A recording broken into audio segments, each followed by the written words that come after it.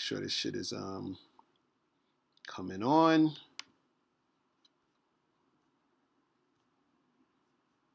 All right. All right,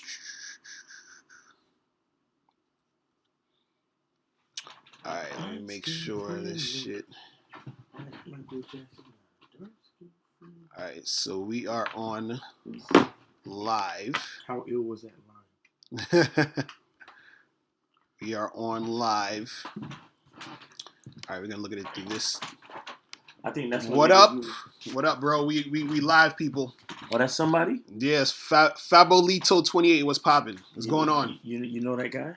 I know all these guys, man. These guys are cool, man. So, guys, you are live here with Mr. Locario and Miles Cunningham in the flesh. You feel me? So, we getting it popping today. Live. So, yo, we need some weed or something. Yeah. So, roll up a DD. Mm-hmm. So, I titled the show Becoming the Man Women Want, okay? Because, you get a lot of guys out there who they're trying to make shit happen, but they don't know how to make it happen.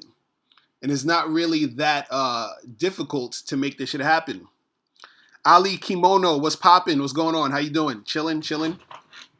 Oh, yeah, the calling number is 646-481-3901. That's 646-481-3901. Barbara 747. Yes, is Miles is in the flesh. It's about time. He said it's about time. Yeah, man. So what's good with y'all people? I need some people to call up, man. 646-481-3901. Don't be scared to call up, because I know sometimes people be scared to call up and shit. So it's all good. But anyway, yeah, man. Like the topic is, being that dude chicks want, right? And the shit that is gonna make shit really easier for you. What up, Kudzani? Did I say that right? Yo, y'all need to get some simpler screen names. No, like I know the good ones are already taken, but the shit that's gonna make it, just on some real shit. Shit that's gonna make it easier for you guys to make shit happen in the game is you gotta accept how women are. Oh yeah, that's one thing, right? You gotta accept how women are. And look. The sky is blue, water's wet, and bitches is crazy. Exactly. Like, that's what you gotta understand. So you gotta that's the reality of the situation. I think dudes are sometimes trying to make shit more complicated than it needs to be. You feel what I'm saying? Right.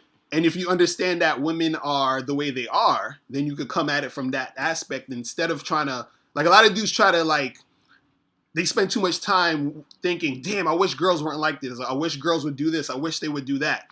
Instead of doing that, you should say, okay, I know how they are, so how do I position myself to get shit the way I want it to go? Right. That's life in general, man. Ali, you said you're a lady and my words helped you with the game. That's what's up.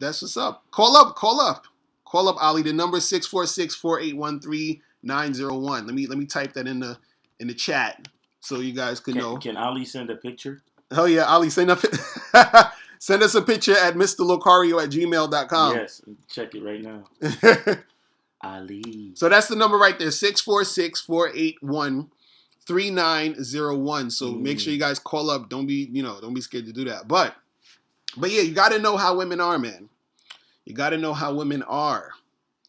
And then once you know how they are, then shit's going to be just a little bit more easier for you. Just a little bit. That's what I'm saying. Because just a little bit. Because there's going to be stuff that women are going to do that's going to get on your damn nerves. Like, real talk. Still, exactly. So, but see that, once you understand, it's like being a tracker. Right. Being it's basically, it's like once you know the terrain, once you know, like if you're a basketball player, you ever see the basketball players they grab the bottom of their shoe, right. They wipe off the dust off the bottom of their shoe because they know how their sneaker grips the wood floor, right? So they know what moves they can make and what moves they can't, right? That's what it's really about. So once you know yourself, most importantly, then you understand women. Then you'll know what moves you can and should make in order to get what you want. Pretty much. So And a lot of it too just has to do with you guys being consistent. Consistency is the key, man. If you're consistent with talking to women, then it won't be an issue for you to talk to women. The reason why a lot of times it's an issue for you to talk to women or approach women is because you're not doing it all the time. Right. So if you don't do it all the time, then you get scared, and then you don't, when you don't want to do it anymore, or you're like, you haven't done it in a while, so it becomes like a big deal. You feel what I'm saying? So the thing is that, the more consistent you are, the easier it's going to be for you, because it becomes a habit. It's like a habit where you're just, it's like second nature to you. You're not even thinking about it. You feel what I'm saying? Like I saw this dude today. Mm-hmm. Today. Right. He was in the bagel shop? He was online at the bagel shop, and this chick, she like skipped the line by mistake, but we was chilling. It wasn't no rush or nothing. So we just let her go ahead of us. And she was like, "Oh, thanks, guys." And then she made her order and everything. So after we made our order and everything, there this nigga go talking to the bitch. I'm like, he just can't talk, stop, man. And the thing is what he's talking about is like, it is second nature, like because you're not even thinking about. It's not even talking a to thing. This girl, right? Nobody's like, "Oh my gosh, I wonder if the girl that was in line in front of us, might want to talk to me, or if she might want to give." Didn't you get her social media information? Yeah, because she had a man and all that. So I was like, listen, let's exchange joints and see what it is. That's like, all. It's nothing. It's not that serious. It's like we literally broke the ice by letting her go first in line. Like, right. You know what I'm saying? It's nothing. So So what's going on out there with you peoples out there, man? How is life with you people out there? I just realized I say literally a lot. What's going on with you peoples out there? Yeah, so you got to do that shit, man. I want Ali to call up, man. Yeah, I want Ali to call Atlas Omega, what's good, man? What's popping? What's going on with you? Remember, guys, the number is 646-481-3901. Yeah, feel me? What's good? What's good with you peoples? But yeah, man, you guys gotta, don't be scared of this shit. Ratchet Kingdom, what's going on? You said you making beats. What? What happened? Y'all be saying some other shit. I don't know what's going on out there. But yeah, another thing that I really gotta, get on some dudes, man. Like I've been getting emails from a lot of cats in the past week or so. I don't know if it's because it's cuffing season or what, but dudes is really getting emotional about chicks, man. Like for real. Like, dudes is sending me emails about, I met this girl yesterday and I think I'm in love, and I'm just like, relax. Man, I think you got to understand the single parent mother generation started. And it's really not stopping. Right. It's only getting worse. Right. Now, as I say this, I'm not knocking anybody for, being a product of a single parent mother household. Mm. But what I'm saying is know who you are. Right. And understand that all that emotional shit, right, a large part of it is from the way you were raised. Right. If you were raised by only a mother, you didn't have a lot of male influences in your life. You have to pay attention to that and understand and assess and be like, maybe I'm being just a little bit too emotional about this shit. Right. Just a little bit. Right. Just a little bit. You see what I'm saying? So look at what it is first. Like sometimes what a lot of people don't realize is sometimes you need to be a watcher. Sometimes you need to take a step back from this situation. Remove yourself from yourself even. Right. And look at what you're doing and say, is that real nigga shit? Cool? Like is that bad boy shit? Like, you know what I'm saying? Like, am I doing what I really want to do, or am I just complaining and being emotional? Right. Like, am I actually taking steps to where I'm trying to be, or am I wasting time by getting upset with the situation? Right. And crying and whining. You see what I'm saying? Exactly. So you guys gotta understand what's popping out in these streets, man. You gotta understand what's popping in these streets. So, I'm going to put up another link, let people know I'm live right now. Let people know we in here. Live right now. So, but yeah, I got to know what's good, man. Why do they keep giving me the same fucking screenshot from last time? But anyway. Oh, they won't give us. Yeah. Anyway. It's because I'm too pretty. I'll be shutting down the broad brand. Fabelito 20, you said big dudes can pick up girls too? Damn right. Exactly. Damn right. Exactly. I want some of y'all to call up, man. Stop being scared. 646-481-3901 is the number, so we could get into this, man. But yeah, like, and the reason why I'm saying these dudes is acting like chicks. Right. I had a video about this the other day. I was like, a lot of these dudes that sound like girls is because women generally, and this, if you understand this changes how you look at the game, right? Women generally revolve their lives around men. What's good, Jimmy? What's popping?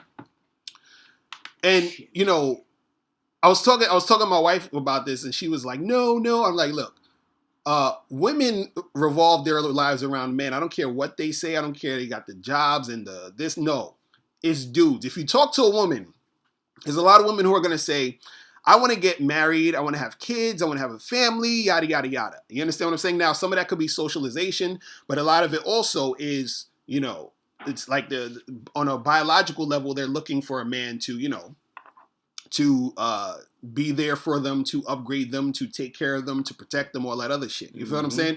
So it would make more sense for a woman to be belly aching about a guy not calling her back. You understand what I'm saying? Why are you belly aching about a chick not calling you back? You understand? When you have an abundance of women. You understand? What do you know what I mean? Like, what do you need her for? Like, what do you really need her for that you can't get with another chick? You understand? So the thing is, when a woman finds a guy who's on point, she's like, I need this guy because it's going to be harder to find that. I can't find all of those things I need in that one person, right? You can, let's keep it funky here. Let's keep it funky.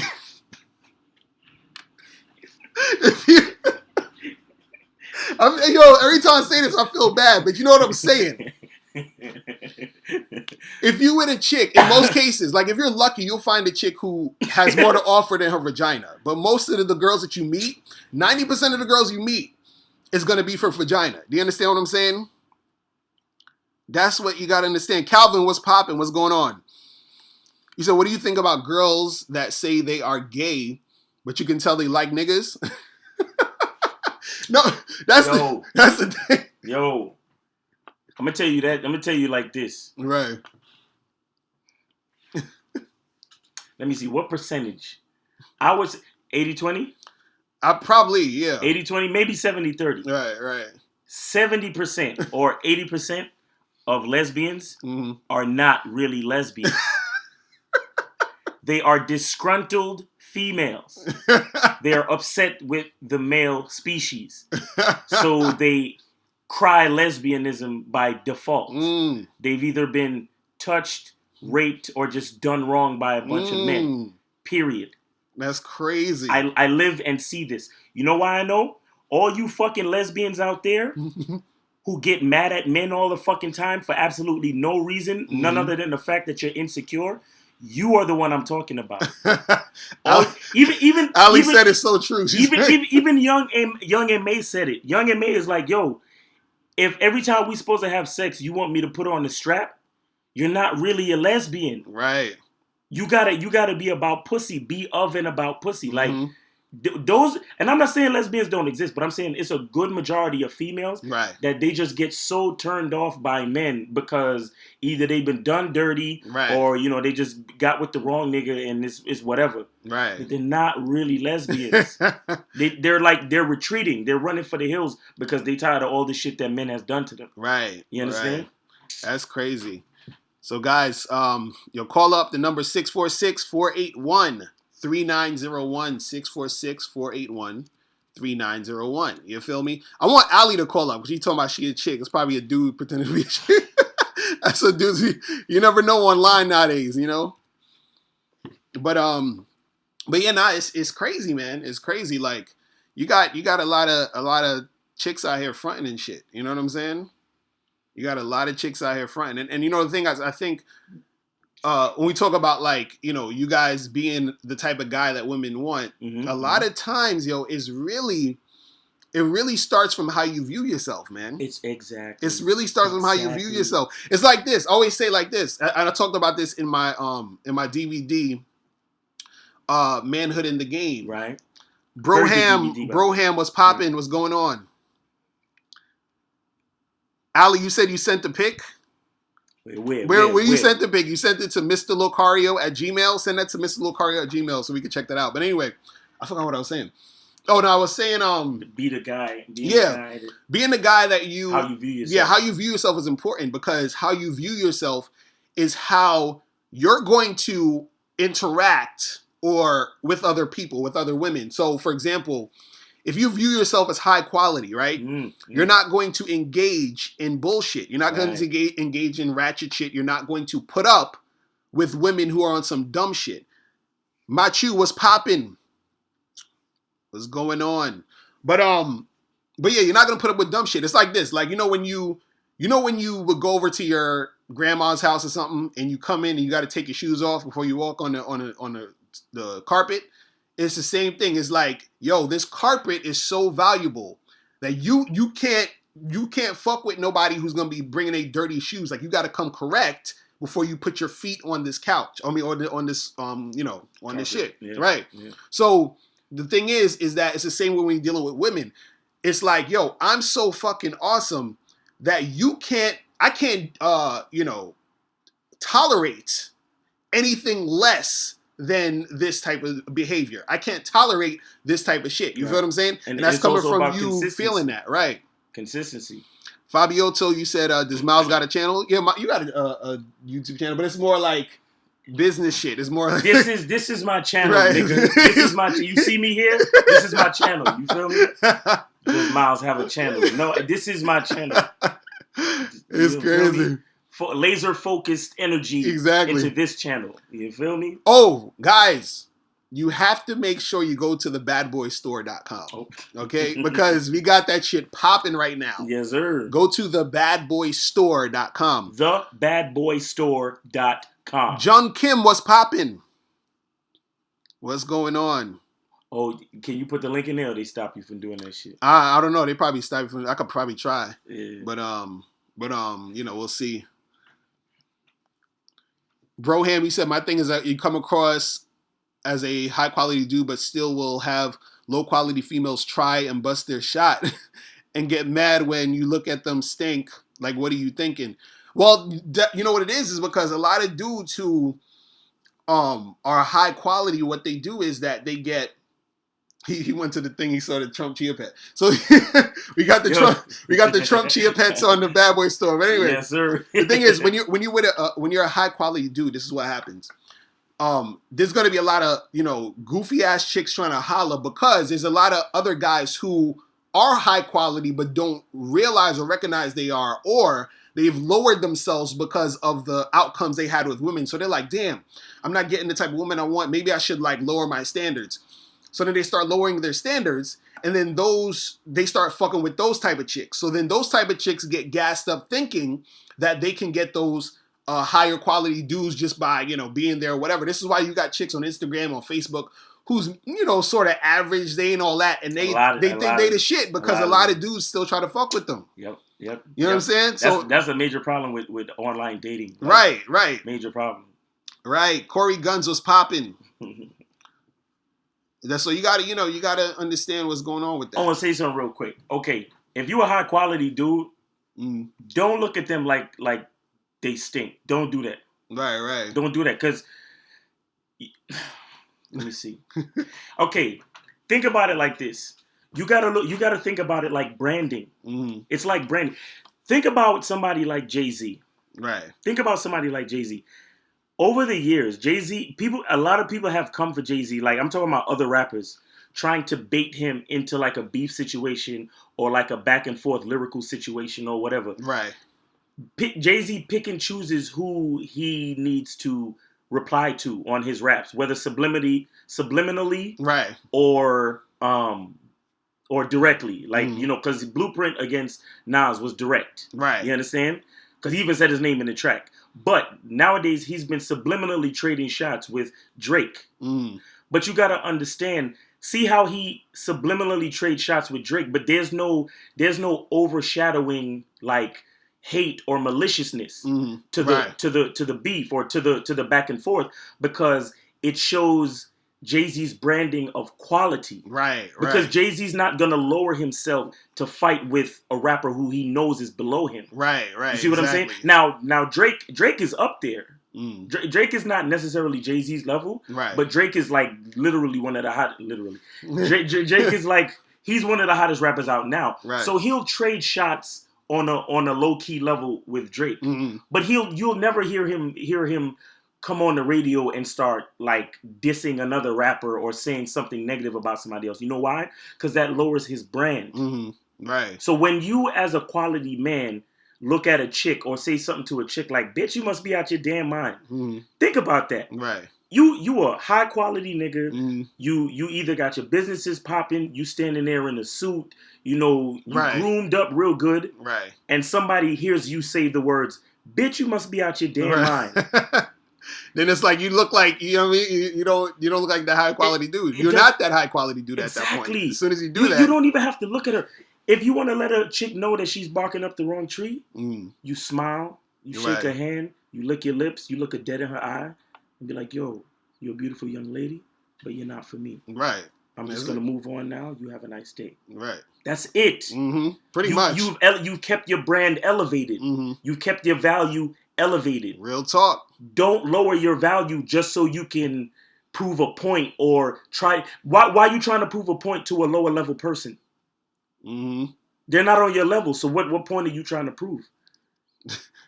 Cunningham said those are bars right there. Oh man, that's crazy. Oh my goodness. So Atlas, you said, how do you deal with people who hate on your confidence? Fuck them. That's what they do. You know what I'm saying? Like people are always going to hate because they're not confident in themselves. You feel what I'm saying? That's just, it's that simple. You feel me? Corey Guns, you said, why do women start hating on you when you start getting the game? That's because they don't. Let me tell you something about women. A lot of women like to fuck with simps because they want to be able to control them. Sometimes when a woman sees she can't control you, that's when she's not trying to fuck with you. You understand what I'm saying? This is why if you are that high quality guy sometimes, what happens is she's like, okay, I need to get my rent paid. And this nigga, he don't seem like a trick, so I can't fuck with you. You feel what I'm saying? That's really all it is. Right. So you got to understand that. You got to understand that. You got to understand that, man. We got a lot of people in this room, man. You guys got to call up 646-481-3901. 646-481-3901. You feel me? But yeah, man.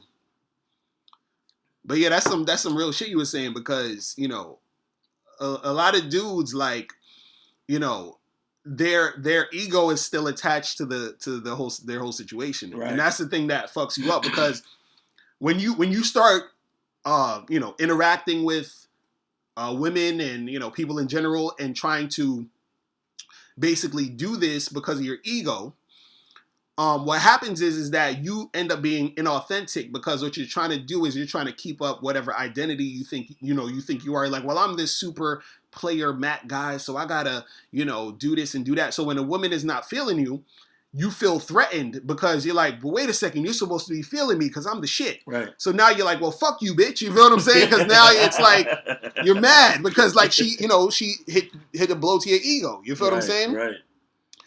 It's crazy. Casey McLaurin was popping. You said, what's the best way to act around a shorty who flaked and wasn't with it? She's your coworker. Man, you guys with the damn yo, these dudes love hollering at chicks at the job. Niggas is lazy. Let's be real. Let's be real. Yo. Niggas is lazy, bro. Yo, listen. First of all, you said she flaked and she works at your job. That's, you know, I don't even say don't fuck with that, man. Just, you know, keep it moving. Keep that shit moving. Yo, yeah. I told dudes in another video, I was like, if you even attempt to deal with a chick at your job, because I have in my book How to Have Sex with 2 Women a Day, which most of you, not even most of you, all of you should have this shit already, right? I have a chapter on how to fuck with your coworkers, right? And the reason why I put it in there, and this is you know, something I gotta make clear about, you know, myself and Miles and how we roll. We don't necessarily, and this is what you gotta understand about the game. we don't necessarily tell you what to do. You understand what I'm saying? Right. We give you the broad spectrum of what's happening, and then you have to make a choice. So I don't tell you guys don't fuck with women at your job. Technically, I say, look, if you do, these are the things that might happen. You understand? And if you don't, these are the things that might happen. And if you do, this is the way to do it so that you can, maximize your shit. You feel what I'm saying? So, and this is why I say, if you with a chick at your job and she's flaking, like, it's done. Because the thing, when you fuck with a girl at your job, right? If you don't care about your job, then what? Like, if you're working at Walmart, you're like, fuck this job. I don't give a fuck, whatever. But if you have a really good job and you're getting some good money, you don't want to put yourself in those situations. So you have to look out for a woman who is not 100, not 1,000, but 1,000,000% cooperation. Do you understand what I'm saying? And she has to know what the deal is, when it comes to dealing with you at work. You understand? Like, for example, there was this chick I was working with, and we were flirting a little bit, and she was like, choosing heavy, right? So she said, hey, we should go and get a drink after work. So I'm like, all right, cool, right? So we went to get the drink, we talking, we making out or whatever. So she tells me that she sucked off some other dude that we work with in the fucking broom closet, like maybe I think 2 months ago or something. And this is and I know this dude, like me and him talk, whatever. So I had no idea that it was even happening. I didn't even see him and her really interact. And when I did, sometimes it was just real cordial shit. So from that, I knew she knew what was up. You feel what I'm saying? Hold on, we got a call. Yo, what's going? Yo, what's going on? Hey, what's happening, man? What's poppin'? Who's this? This is Jay. Jay, where you from? I'm from Oregon. Oregon, man. Oregon. All the way out there. This nigga said Oregon. What's going on? So what's happening with you, man? Oh, nothing, man. I just wanted to call in because I recognize that, I watched a couple of your videos, a lot of them actually, and you emphasize the importance of flirting. Right.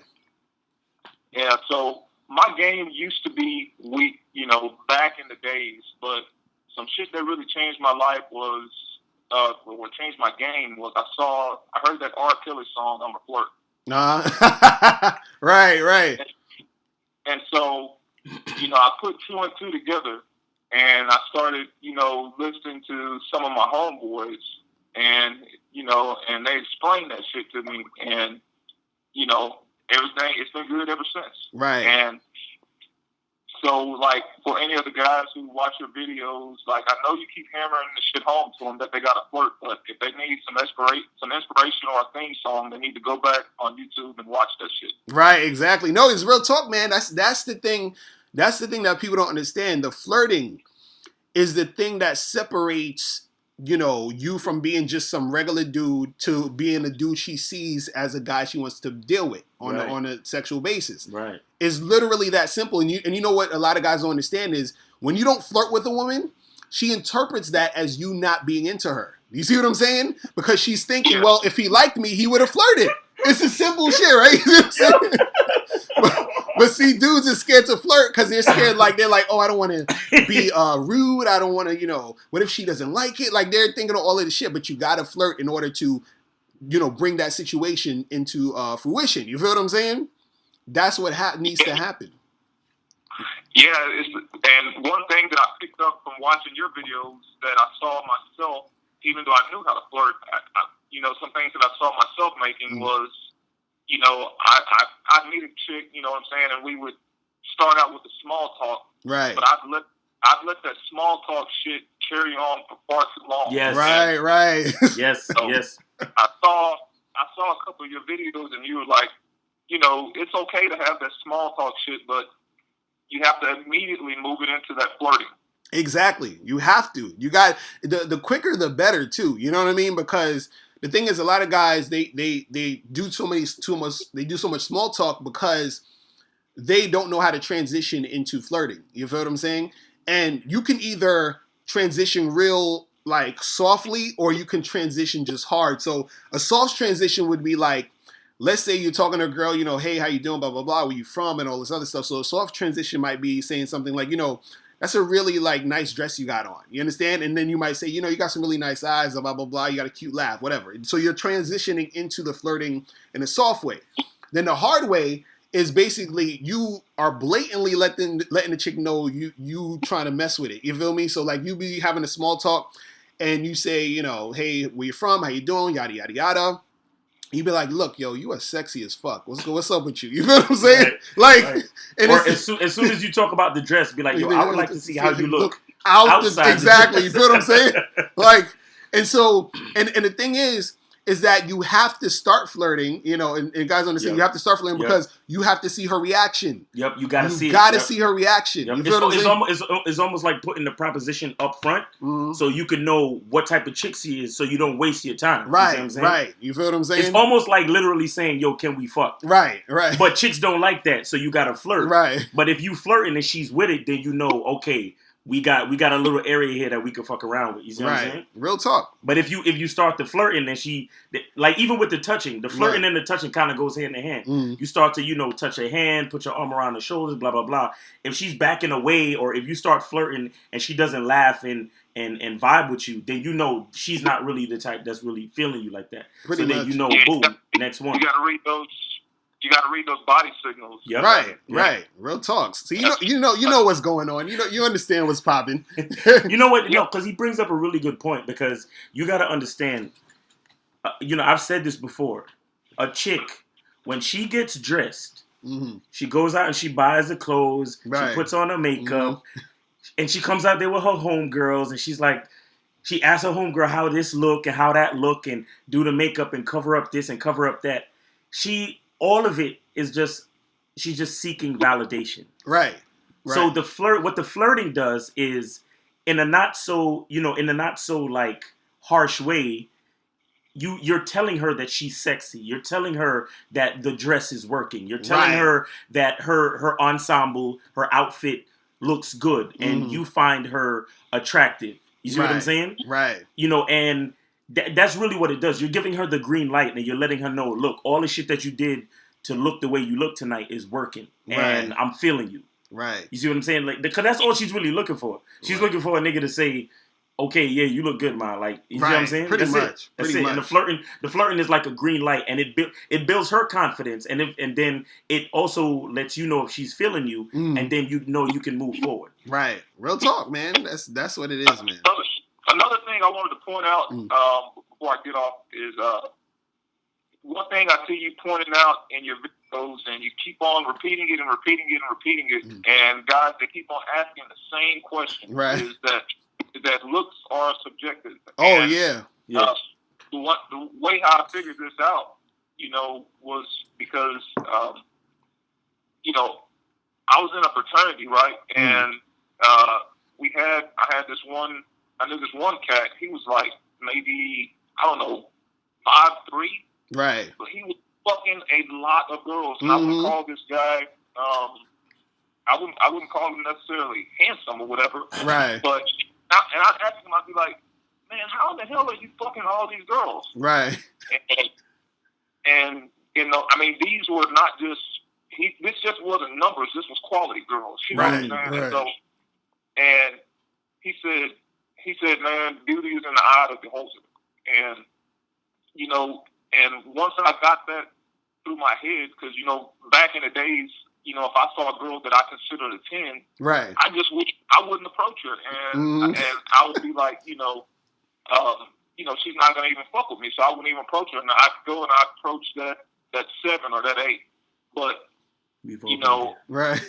But nowadays, you know, if I see a girl who I like, I go and approach her. And if she rejects me, that's part of the game, and I just keep it moving. Exactly. Real talk, man. Yo, thank you for calling, Jay, man. We appreciate that. You understand what it is. You feel what I'm saying? You understand what it is. So we're gonna get a couple more calls. Thanks for calling in, dude. Appreciate that. Oregon, stand up. All right, let me try to get this one. Yo, what's going on? Who's this? Oh, is this Mr. Locario? Yo, what up? Yeah, this is me. Who's this? This is Tyrone Rodriguez. Wait, where you from? Where you from? I'm from Minnesota. Minnesota. Okay, that's what's up. Yo, how cold is it there right now? Well, I'm originally from Chicago, so I know what cold is. It's been a bit cold for the past couple of weeks. Right. Now Yes. it Fucking has crazy toned out out a bit because it's just pre-winter right now. That's just pre-winter. See, here. yo, yeah, that's cuffing season, like on steroids type shit. Like, Oh shit, man. So what's going on with you? Man, the funny thing is that I never really did this online thing because I'm a bit old and slow right now, a bit old fashioned. But I've been watching your shows for the past a couple of months or something like that. I'm really digging it, man. Appreciate it. I've been using a few of the steps and whatnot. I know I sent a text earlier. Now I know it's a donation that I will have to provide, but it's already been long gone. So, but I've been taking the steps and just still learning about the game and whatnot, and learning more about myself. Right. But I had one question because all the questions that I've been wanting to know, you already answered it because I've been looking at your shows and whatnot. Yeah, Miles Cunningham, he cool. I just got done looking at y'all. I was like, man, they telling the truth. But one question I have about the whole club and bar scene, it's about bartenders, female bartenders. Right. Do you think that it's a good thing to holler at a bartender? Because frankly, my opinion is I think the bartenders are just there just to look good and get paid, right, and whatnot. So, I mean, is it a good thing to holler at them, especially if they claim that they have boyfriends?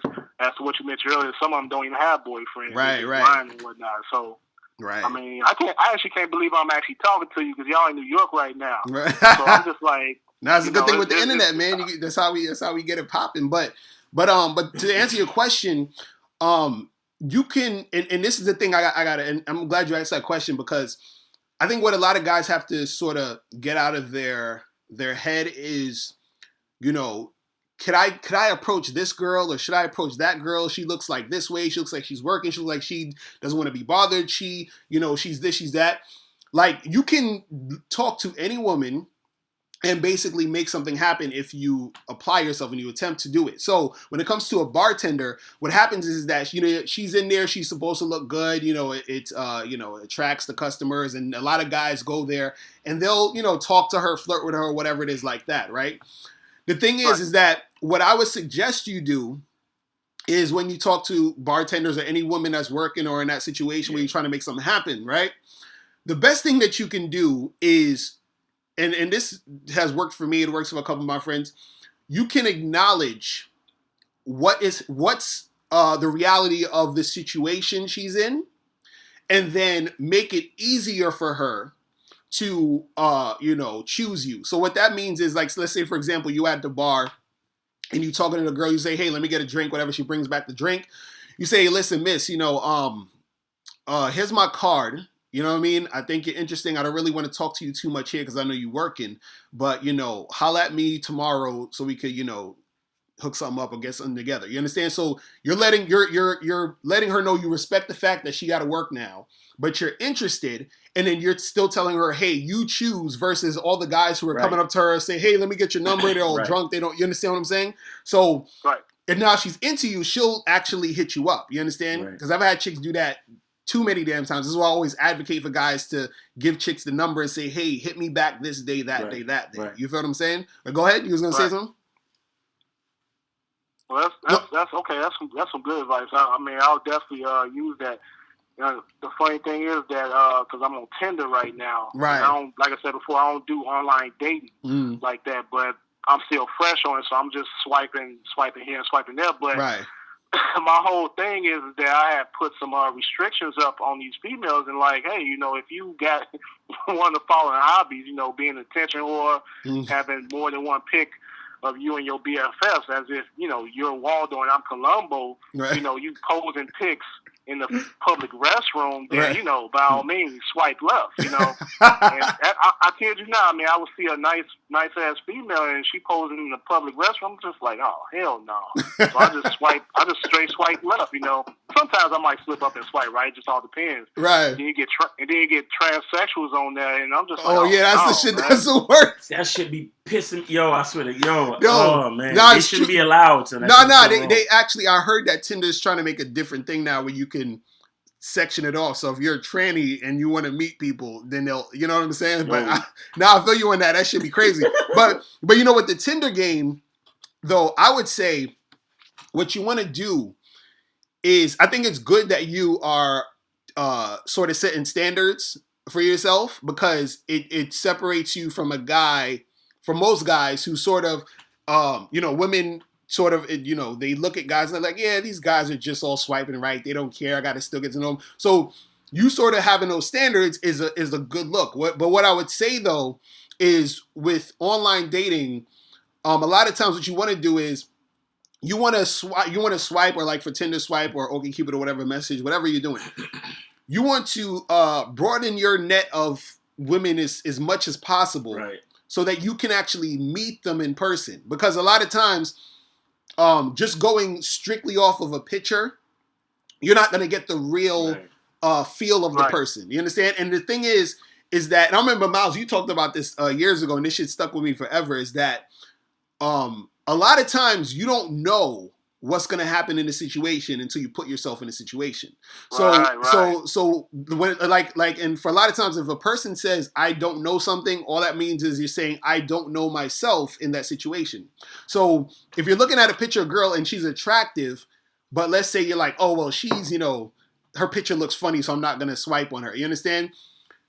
You as a man have to be a little bit more proactive in a way, and think more critically and say, well, you know, let me see what she's about first. Yeah. And then, because what women do is they do more of that, where they're extremely picky to the point where it's insane. You understand? And this is why you have so many women who are single, who have a hard time finding a man. If you think about this, why is it that for a woman it's hard for her to find a man? Just think about that statement. If women get hundreds of messages a day online, dudes trying to holler at them all the time, why is it hard for a woman to find a man? It's because she's too damn picky. She's like all over the place. She doesn't, you understand what I'm saying? She doesn't take the time to get to know anybody. You understand what I'm saying? She has this fantasy, and she's looking for that through these mediums. So as a guy, you don't want to run into that same type of thought process. So now, I'm not saying you don't want to pick no ratchet chick, you don't want to fuck with no ratchet girls.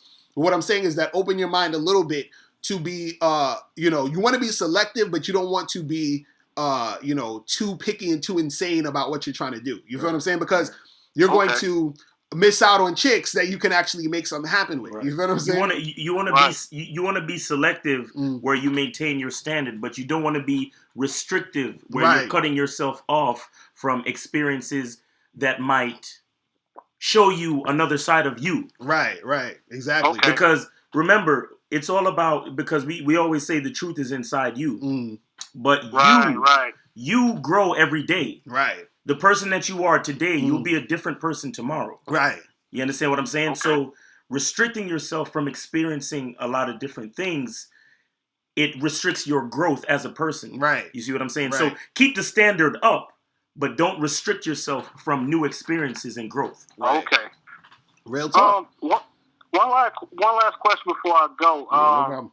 It's about the whole females on Tinder, man, and y'all are so right about this. Like, but the thing is that I can't stand it when females be like, I need you to do me one quick favor. Go ahead and do this Tinder verify. I'm just like, oh, hell no. I mean, why? Nah, wait. I'm like, nigga, most of those are bots.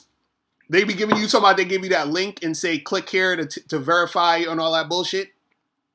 Yeah, I ain't gonna do it because most of those don't even worry about that shit. Like, anytime you get one of those, that's bullshit. Most of those are bots and links to porn sites. Do you understand what I'm saying? Or links to other bullshit. That's not a real person. Yeah. Exactly. That's all it is. Right. And I told the girl because I did this twice. Right. And the last one I had canceled her real fast because I was like, he asked for my credit card, and I'm like, no. Exactly. You see what I'm saying? That's what I'm saying. Those are all like personal information. If any of you guys are on Tinder, look out. Let me tell you, this is what you gotta look out for. Yeah, you got a chick with one picture is usually fake. Exactly. Right? If you match with a chick and she literally gives you the number right away, like she doesn't even send you a message, she just sends you a number. That's bullshit. That's a cam bitch. Right, exactly. Okay. Also, a lot of times this is what, because they're getting real sophisticated with this, and you got to watch out for this. There's gonna be chicks on there you're gonna match with, but there's gonna be fake chicks where they're gonna ask you a question, and then you get general responses, and then they're gonna respond back to you, so it seems like a real person. So, for example, they're gonna say, hey, how you doing? What are you up to today? And then you're going to say, oh, I'm doing this. And then she's going to be like, oh, that sounds cool. And then she's going to be like, what's your favorite color? And then you're going to say... Exactly. That's what one... You see? I'm telling you. What's your favorite color? I'm just like... Right. So, right. So then... My favorite color, pink, bitch. Like, open up. No, that's what I'm saying. So that's what I'm saying. They're gonna be like, "What's your favorite color?" You're gonna say a color, and then she's gonna say her favorite color, and then she's gonna be like, "Hey, I have to go right now, or Tinder's acting funny. Send click here or email me here." It's bullshit. You understand what I'm saying? Yeah. So, oh man. So a lot of times to combat that, what I do is when I match with a chick and she sends me a message up front, I ask her something totally off the wall, so that she has to respond specifically to that. And when I see she doesn't respond specifically to that, that means that she's a bot. She's on some bullshit. You understand what I'm saying? It's not a real chick. You understand? So if she's like, what's your favorite color? And then I respond and I say, so how long do you think it's going to take me to fuck you in the ass? Right? And if she, you know what I mean? And if she responds with some other shit, that other than that, it's not a real person. You feel what I'm saying? Wow. So Oh, man. It's like a ghetto-fied Trojan horse or some shit. Exactly right, because it's a large game. Like the online dating situation is large. So everybody's trying to slide their way in to capitalize on the numbers, because it's all about numbers. Right. It's all about numbers. It's crazy, crazy. But yeah, man.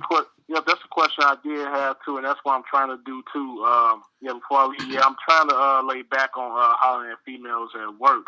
As you were saying, just lay back and not do anything, just play back and see how she reacts and whatnot. Because currently, I know it's a bad thing, but I had registered a female back in at my job, and I fucked her last night. So it's like but I did tell her, like, hey, right now it's just strictly sex, nothing else. Right. But I mean, I know it's a slippery slope, but I had to do it. I just like, fuck it, I'm gonna just go in and fuck it and whatnot and tell her it's strictly sex and see what happens from there. But right now, because I work 2 jobs, I'm just work on just laying back and not hollering at females at work, because, like you said, you're there for like 8 to 10 hours and whatnot, seeing the same person every day. Right. So yeah, I'm trying. Listen to me. Now, that chick that you fucked from your job, yeah, make sure. How can I say this? Make sure you're consistent. No, make sure you have to be steadfast with this, my dude. Right. Make sure you don't go to lunch with her. Mm-hmm. Don't walk her to her car. Don't fucking borrow a pen from her desk. My nigga. Right. Yep. I'm dead serious. Don't tell her good morning. Like, really? I'm dead serious. Because if you do anything else, she's gonna think, ooh, like he might like me outside of work. Right. No, sweetheart.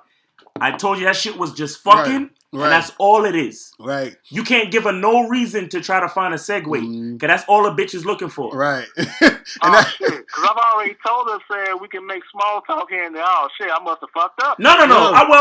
You could, if she says what's up or good morning, you can say good morning. No, when I say good morning, I was exaggerating. But I'm just trying to say, what I'm really trying to say is, Be consistent. Right. Like, don't become her friend on Brian the job. Said Miles is cold as fuck. Right. Because I told we had to set separate tables anyway. Because we usually have the same lunch break. Exactly. Look, we said separate tables. Yo, if she ever come to you and say, "Hey, so you got vacation coming up? Where you trying to go?"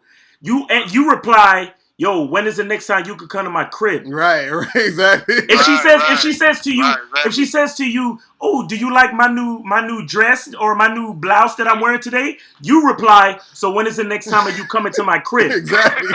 If she says, "So what do you think about this new policy that that management has on lateness and shit?" You say, "So when is the next time are you free to come to my crib?" Exactly. That's it. It's really simple. I'm not playing with you. Yo, chicks, they are just waiting for a segue. Wow. Okay. It's real talk. Okay. It's real talk. It's real fucking talk, bro. I keep saying that I'm about to go, but I ain't gonna swear to God. Like, I got one last question. All right, go ahead. You good? Go ahead. Do you think it's a good thing to hook up with your ex or fuck your ex? Because I have an ex back in Chicago, right? And we supposed to be probably kicking it sometime in January and whatnot, right? I told her last night. I told her like, whoopsie woo, Before look forward to seeing you in January. I got company coming over, right? And she sent me a text back saying, I did that intentionally to tell her like, hey, I ain't sweating her and shit. And she was like, I feel a little jealous that you said you got company come over. But good, say good, January bitch. Nah, yo, you could fuck your ex. I always feel like once I fucked you my girl for life. I don't give a fuck. That's how I look at it. You feel what I'm saying?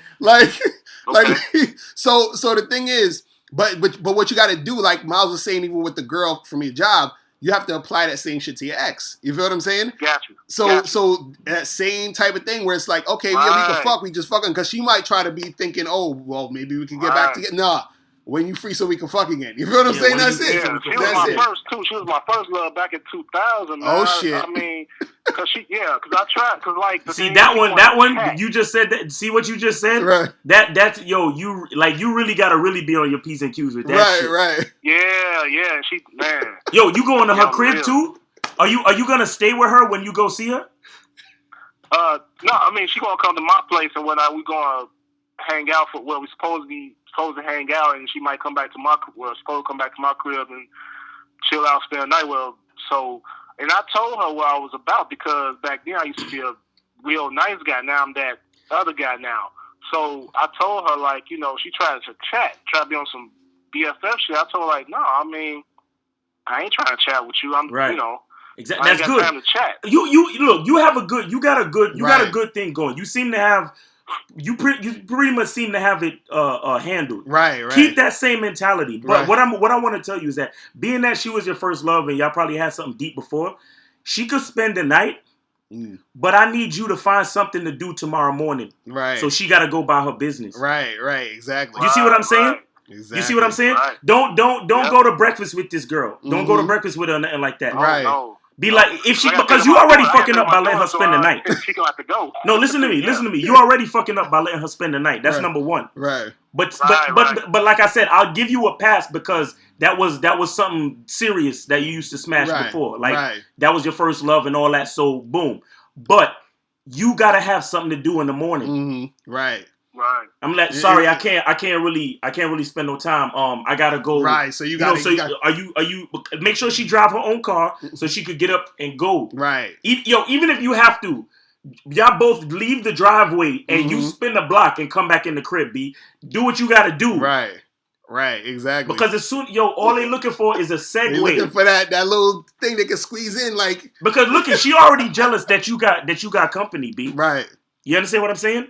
So there's something there. There's something there. So unless you want that something to develop into something again, that's on you. Yo. But if you trying to keep this shit player, if you trying to keep it player, you. Yo, they said no brunch. They said in the chat room she gonna make him breakfast. He ain't gonna fall in love again. Nah, son. Don't let her go to the kitchen. Don't let her go to the kitchen. If she says some shit like, "Oh, you want me to make you some coffee?" Be like, "Nah, I got this meeting across town, and I'm gonna just pick up some coffee on the way." Right. You gotta give him that distance, man. You got to give them that. You got to give them that $5 fee. You got to do one of these. Exactly. They come to you and you be like, chill. Trust me. That'll make her want you even more. Mm-hmm. You understand? Right. Yeah, I know. Yes. That's and I'm gonna tell you some extra advanced game shit. Right. If you really want this shit to be some shit, some fuck you and that's it shit. Yeah. Hand that bitch $100 bill.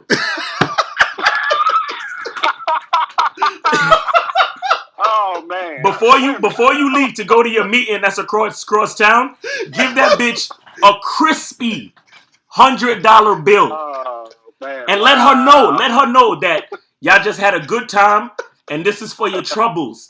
Now beat it. Yo, this is what you gotta do though. This is what you gotta do, because if you don't, she thinks she's giving you the pussy and you're entertaining the thought of starting back up a relationship. But if you give it 100, she know for damn sure that it's just what you said it was. Right, exactly. You see what I'm saying? Right, okay. Like, here's a parting gift. Thanks. Like this is, you know, like I said, with you getting up and going to the meeting and separating each other at the beginning of the day before she gets a chance to offer you coffee, that's good enough. Right. But if you want to solidify, her understanding the reality of the situation, you hand that bitch a crispy $100 bill. And don't say what it's for. Don't be like, oh, this was for the sex. Don't say that. But she'll know. You just hand it to her and be like, yo, here. You know, take that. You know what I'm saying? Just, you know, whatever, for whatever. Right. Yo, she'll know. She'll know.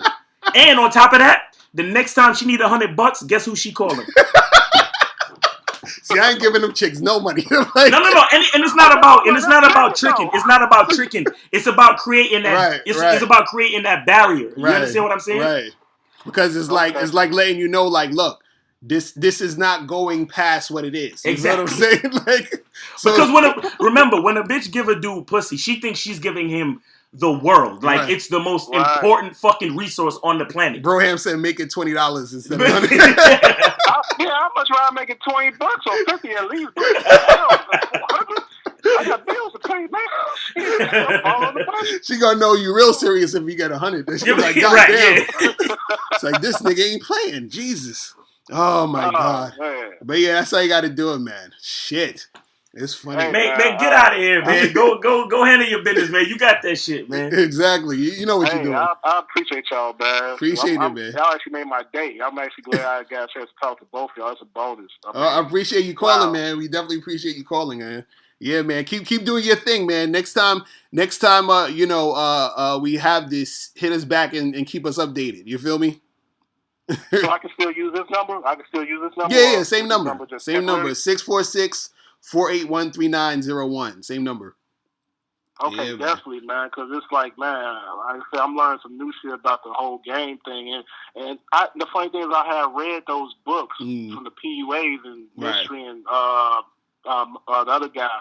It's crazy because I thought that I had down pack after that, but then once I started listening to you, I'm just like, wait a minute, hold on. Right. You know, it's just a whole new door. So, yeah, man, keep doing what y'all doing, man. Keep doing what y'all doing. You know, get the sense out of this shit, man. That's what's up, man.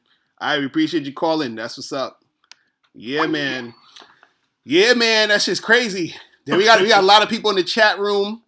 Who we got? We got Mecha Soldier. What's popping? What's going on, my dude? Matthew upstairs, Brian Bellamy, Monica Stewart 77. What's good, Monica? Some of you ladies got to call up and stop being shy. God damn it! You feel what I'm saying? Like we got some game for y'all too. That's crazy. That's crazy, man. It's crazy. Brian said, "Miles, you just inspired the fuck out of me. From now on, I'm gonna tell bitches." All I want is that wet mouth and pussy. Yes, sir. Yes, sir. Get it, son. Yo, if this is what you want, get that shit, man. Yo. For real. Oh, man. Atlas, you said, have me and Miles ever had girls stalking us? I had a girl when I was in high school. That this chick, she would show up at my door, and this chick was the magician or some shit, because we'd have class, right? And this is when my school was like maybe like 10 blocks from my house or something. We'd have class. She'd be in my class. Oh my God. I would leave class before her, And I would walk home and she'd be in front of my doorstep. I'm like, how the fuck you get here? Like, like did you take a cab? Like you fucking teleported to this bitch? It was crazy. And it was funny too because this chick, she would stalk me. She would be at my crib. She would call me all the time. And she had this other girl that was in my class who liked her. So the other girl was a lesbian. And she used to, you know, she was throwing dirt on my name. She wasn't putting no respect on my name. You feel me? Shit. So she was saying, don't mess with him. He's what? Like she was, she came up with mad lies, because the girl came up to me one time to stalk a girl. Because I fucked the stalker girl because, she was there. So I had to. But I was 19 or something, or 18. I can't remember. But the shit was, she used to come to me. She'd be like, so is it true that you did this or you did? I'm like, what are you talking? Where you getting this information from? She's like, oh, my friend said. I'm like, this bitch putting dirt on the name to. I was like, wow. But yeah, But see, if you have a chick stalking you like a crazy chick, because this chick, she wasn't really crazy. She just was feeling me. Mm-hmm. But if you got a crazy chick stalking you, dude, you gotta be careful. You feel what I'm saying? Because a woman's emotions is the scariest thing on earth. You understand what I'm saying? Oh yeah. Like you ever notice when you check with that movie Vanilla Sky? Right. You ever notice when you with your chick and you feel the emotional outburst or that feeling about to happen, and then you start tightening up like you about to, like when you about to fight a nigga and it's about to come down, it's like you brace yourself and it's like I'm bracing myself for the fucking crazy shit that this chick is about to say and do. And I'm like, man, so if you got a chick who's stalking, man, you got to be careful. Make sure her ass is. You got to be careful. I remember in school I had to smack a bitch. That was bad. I mean, it was back in the day. So, right. I mean, nobody really, it's not like today where as soon as you, hold up. Oh, Monica, you at work? You can't call? That's crazy. That's crazy. I had a couple chicks in school fucking me. So. Oh, we're on some crazy shit? Yes, I had to fight bros. I had to fight Blue De Niro, what's popping? You said any advice getting threesomes popping?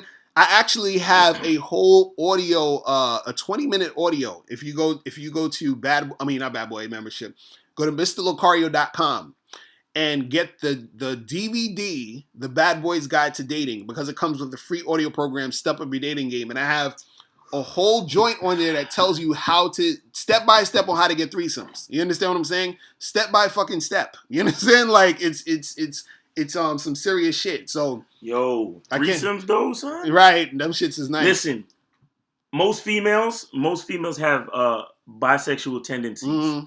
So what worked for me is finding a female who had a freaky best friend. Right. Mm-hmm. That's what worked for me. Mm-hmm.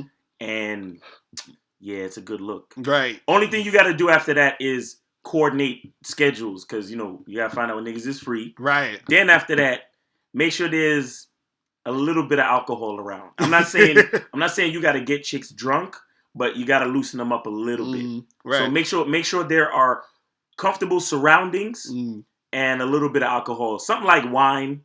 You know what I'm saying? Or something sweet that they could drink.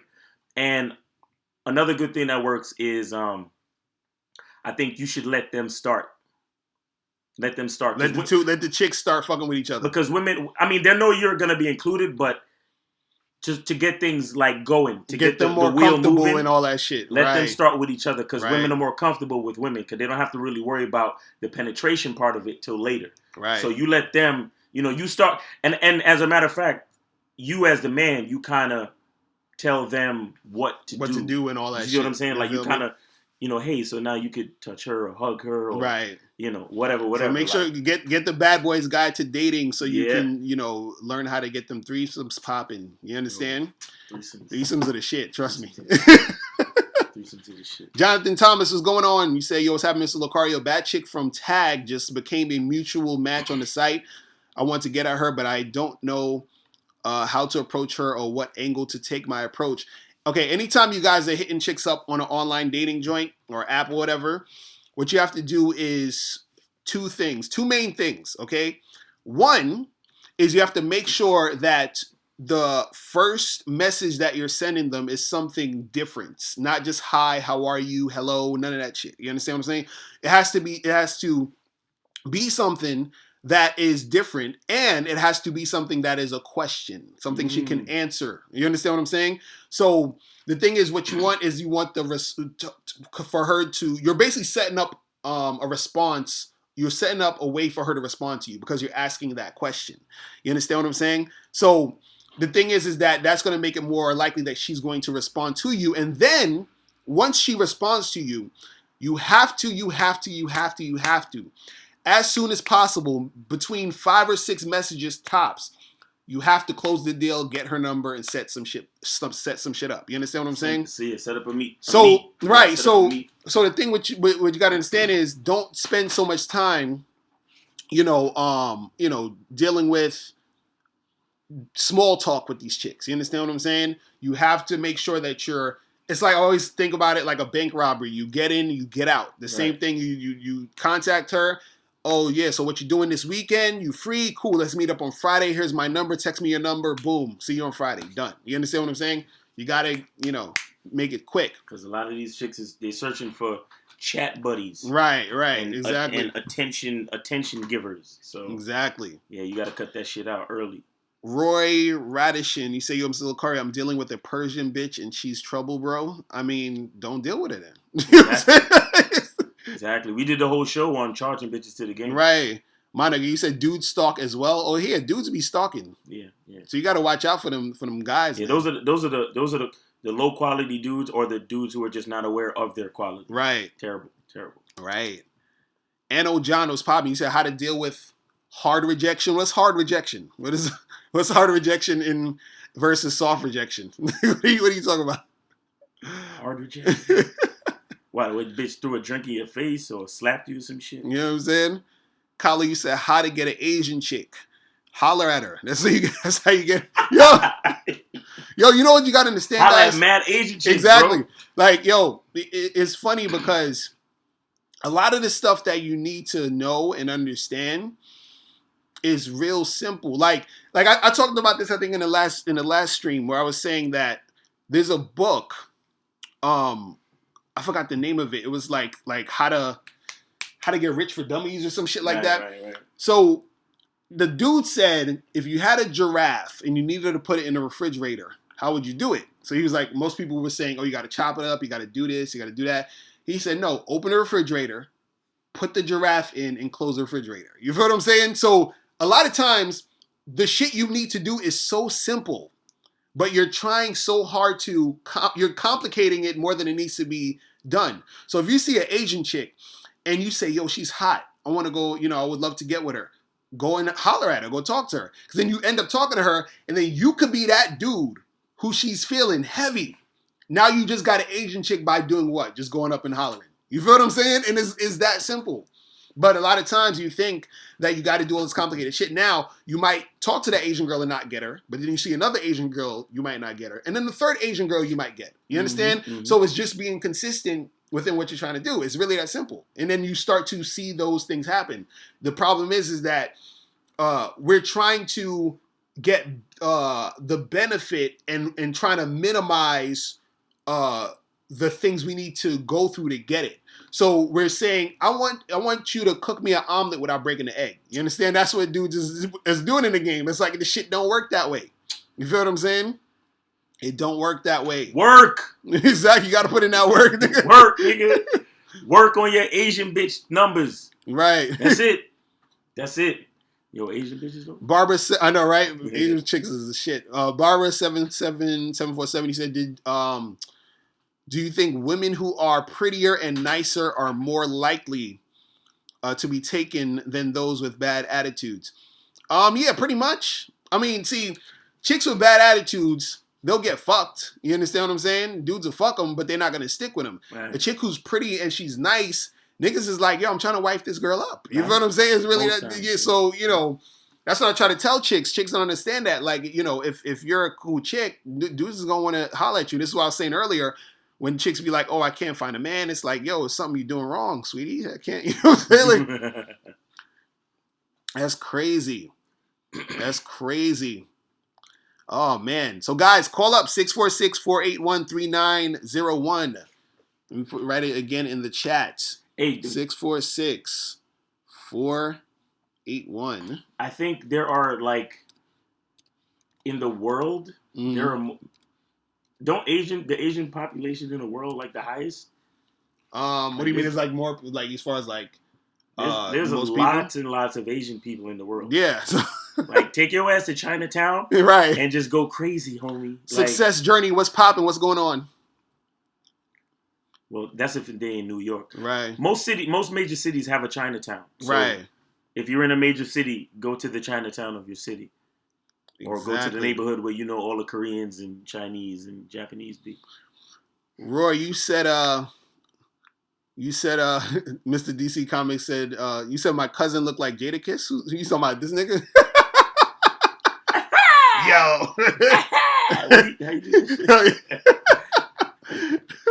Roy said, how do you deal with a girl if you have little to no money and no car? I feel embarrassed having to ask the girl to come pick me up.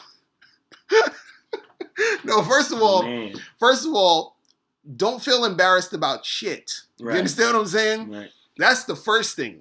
You understand? Like, you should always work with what you have and continue to improve. That's what you got to do when you're dealing with women, dealing with life, anything. Work with what you have. Be grateful. Exactly. Be grateful for what you have. Appreciate what you have. Mm-hmm. Because that energy of appreciation will give you the energy to work towards better things. Right. So be appreciative of what you have. Work with what you have, and don't be ashamed. Because if you're not ashamed, then you behave it as such. The chick won't know that there's anything to be ashamed of. Right, exactly. You see what I'm saying? Exactly. Because if you're sitting there acting upset or feeling insecure about the shit, and then she's gonna see that, and that's the thing that's really gonna not make her want you. It's not about you not having a. You know how many? Oh my goodness, dude. Because on the low, subconsciously females follow your lead. Exactly. I remember when I was living with my mom. Mm-hmm. I was dating this chick who was making 6 figures. Now, my mistake was I was just getting pussy. You feel what I'm saying? That was my mistake. Yo. You feel me? Yo, let me tell you something. We used to live in a house. It was 4 of us. Right. In the crib. It was me, this nigga, and 2 other people. This nigga had the smallest room in the apartment. Right. And he got the most bitches. It's crazy. That's what I'm saying. He got the most bitches. It's crazy. It's small. It was like a fucking, like, it was like a closet. You feel what I'm saying? It was pretty much a fucking closet, my nigga. It was a straight closet. And this nigga fucked the most bitches in the house. That's what I'm saying. So you just got to be comfortable with your shit. Yo, I was tight too. I was like, how the fuck this nigga? Nah, but this dude, tell him about the white chick that you met at that spot that went on a date with the nigga. And you wait, let me tell him real quick. Okay. This fucking guy, right? We went to a spot, and this guy, there was a dude that came there with a chick. Mm-hmm. They were on like a blind date or some shit. Right? So we started talking to the dude and the girl. Now the girl started feeling this guy, right? She started feeling Miles. So her and Miles, like, I went over to the other side of the place, and I started talking. Started talking the bitch up. And I'm talking to the dude. Now, respect to the dude. Let me tell you why. I respect this nigga to the fullest. No, true. Because true shit. He came through. I mean, when I was talking to the dude while Miles was with the girl he came with. The dude, I said to the dude, I said, so, what's up with you and Shorty? He was like, oh, nah, some chick, my friend set me up with her. It's a blind date. I'm whatever. And I was like, yeah, my boy's over there hollering. And he was like, yo, he should try to make that happen because I ain't trying to fuck with her. I was like, yo. And he charged her right there. He charged her to the game as soon as they walked in the place. Like, he was like, I'm done. I'm good. You feel me? Because it was bitches in the party. It was a Ralph Lauren party. Right. It was one of those joints. Yeah. So the nigga, he was like, I'm cool on all that. Like, he didn't act like a bitch. He wasn't like, oh, how come you... Like, he didn't give a fuck. He's like, he understood that the chick chose Miles. You feel what I'm saying? So now, we was leaving the spot, me, Miles, and the chick, right? And then so we drove back to the crib, and I went into my little closet, fucking our room. This nigga. Yo. So wait, what happened after that? I got the bitch naked. Uh-huh. No, first of all, the whole night I'm flirting, and I'm talking the whole, like, yeah, we gonna fuck tonight. We gonna fuck tonight. Right. And then she was like, I was actually daring her. I was like, I bet you talk some shit and act like we can't fuck tonight. Right. Blah, blah, blah, blah. I bet you can't. No, this is what I said to her. I said, I bet you can't fuck me tonight and never call me again. I bet you. And she was like, what makes you say that? And blah, blah, blah. Yo, I got this. So I'm still talking and talking and talking. I get the bitch in the crib, butt ass naked. Both of us is butt naked. Right. And I'm still talking. Right. I'm still talking. I'm putting on a condom, still talking, son. And I finally get to fuck the bitch. Right. I fucked shit out that, yo. Can I be explicit? Go ahead, do it. You got it. She was this petite white chick. Right. Son. Anybody ever fucked the chick with the pussy so tight that when you pulling your dick out, the skin inside her pussy like, looks like an extra condom on your shit. Hey, that was the best fucking, like, my mouthpiece was crispy that night. Right. Because she was trying to give every fucking reason not to come in my car, not to come with us back to Brooklyn, and not to come in my room, not to get naked, and not to fuck. Right. And I got her to do all 5. You feel me? With the tight ass, tight. That shit was tight. Yo, peace to that bitch. I hope she's doing alright where she at right now, cause that shit was alright, son. Yo, that's hilarious. But nah, that's like one of the only victories. Like, I had a couple of other victories and shit, but this nigga here, like, I had some cool experiences, but this dude, the numbers, the sheer numbers. Yo, do you remember this? Yo, there was this one time. There was this chick, this Puerto Rican chick. Right. You remember that? So, okay. I met this is why I was working in Harlem. There's this bad Puerto Rican chick. Thick, cute chick, right? Mm-hmm. I rolled up on her at this event. This is a work event. So, I know y'all niggas like easy work. But it was like, yo. But I actually didn't work with her. She was in the company, but I never seen this chick before. Right. Oh, they about to call. Hold on. Let me. Yo, what up? What up? Who's this? Hello, you guys are taking calls right now? Yeah, hold on 1 second. Stay online. I just got to finish this one fucking point real quick. Okay? So, cool. I take the chick.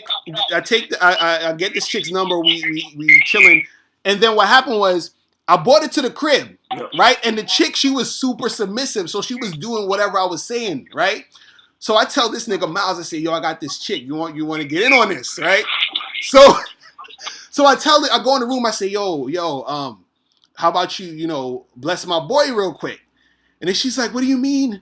And then she's like, I'm like, yeah, he'll come. And this nigga Miles is in his fucking, when you was in like a towel or some shit ready. This nigga was ready to jump in and make it happen.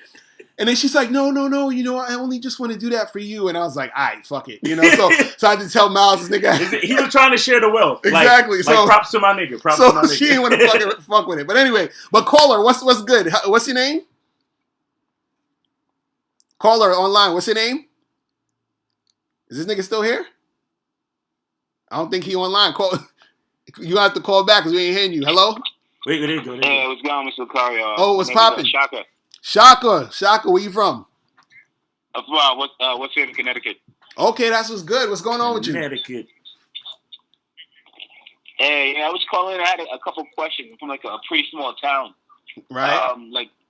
It's pretty slow to get over here. Like the only places you really have to go are like a pretty small city in New York and Boston. Right. Like, what would you recommend for just putting in work? Like I go to a university over here, but it's like I don't have too much time to be on campus, just maybe a few hours. But it's like I see like a lot of the same chicks.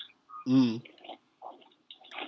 So you're saying like what could you do to like meet more women to get shit popping? Yeah, exactly. Yeah, because it's like the only time I really have time is to like when I'm on campus. So it's kind of weird. It's like I don't really have time to like go to like a different place or anything like that. And are there a lot of women on your campus? Yeah, there's a good amount, but when I'm there, it's like late at night, and it's like there aren't too many people. Like most of the people there are commuters. Right. See, what you might have to do, and you say you're from Connecticut. Yeah, exactly. Well, this is what you might have to do. If you're in Connecticut, because I know Connecticut is maybe like, an hour and change from the city? Yeah. You know what I'm saying? Mm-hmm. So what I would suggest you do is you're going to have to actually try to like find some time to come through to the city. You feel what I'm saying? Okay. Periodically.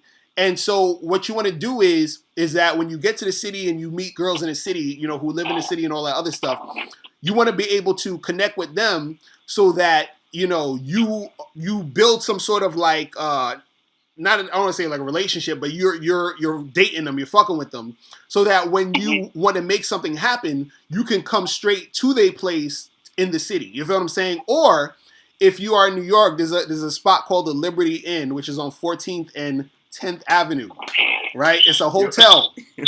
The shit costs like $40 an hour. You feel what I'm saying? So a lot of times, if you go to the city, and you know, me and my boys done this a couple times, we'll go to the bars like a block away from that hotel. We'd meet a chick at wherever we're at, and then me and the chick will go half on the hotel. You feel what I'm saying? So a lot of times, if in your area, if there's not that much shit going on, it's like you gotta find the closest area to where shit is going on. You feel what I'm saying? And then try to set up shop there.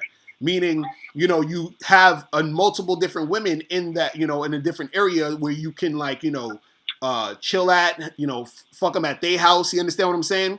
And then also, what I would say is where you're at in Connecticut, what I would suggest is to still also research different spots around your area, or even, you know, on your campus, like find out little things that's going on, because I'm sure there's some girls around that you can still take advantage of. So what I'm saying is you take advantage of where you're at, but also branch out to those other places where there's, you know, multiple people there. Because if you come to the city, which is like maybe like an hour and change, do you have a car? No. I'm rocking with that train and public transportation for now. Okay, cool. And that's even still, it's going to take you maybe like an hour or so to come to the city. Right. You know, I would say like, what's your work schedule? Like, do you work every time, like all day? Like, what's your schedule like? It's overnight, so like 7 to like 11 to 7. Then like before, I was just going straight to class after that. But right, and it's 11 to 7 every day, Monday through Friday. What's it called? Like basically, I have like Tuesday nights and Wednesday nights off, so like the worst days of the week. And so you don't have the weekend off. No, I don't. Oh damn, this nigga, you gonna have to All right, listen, homie. Listening, man.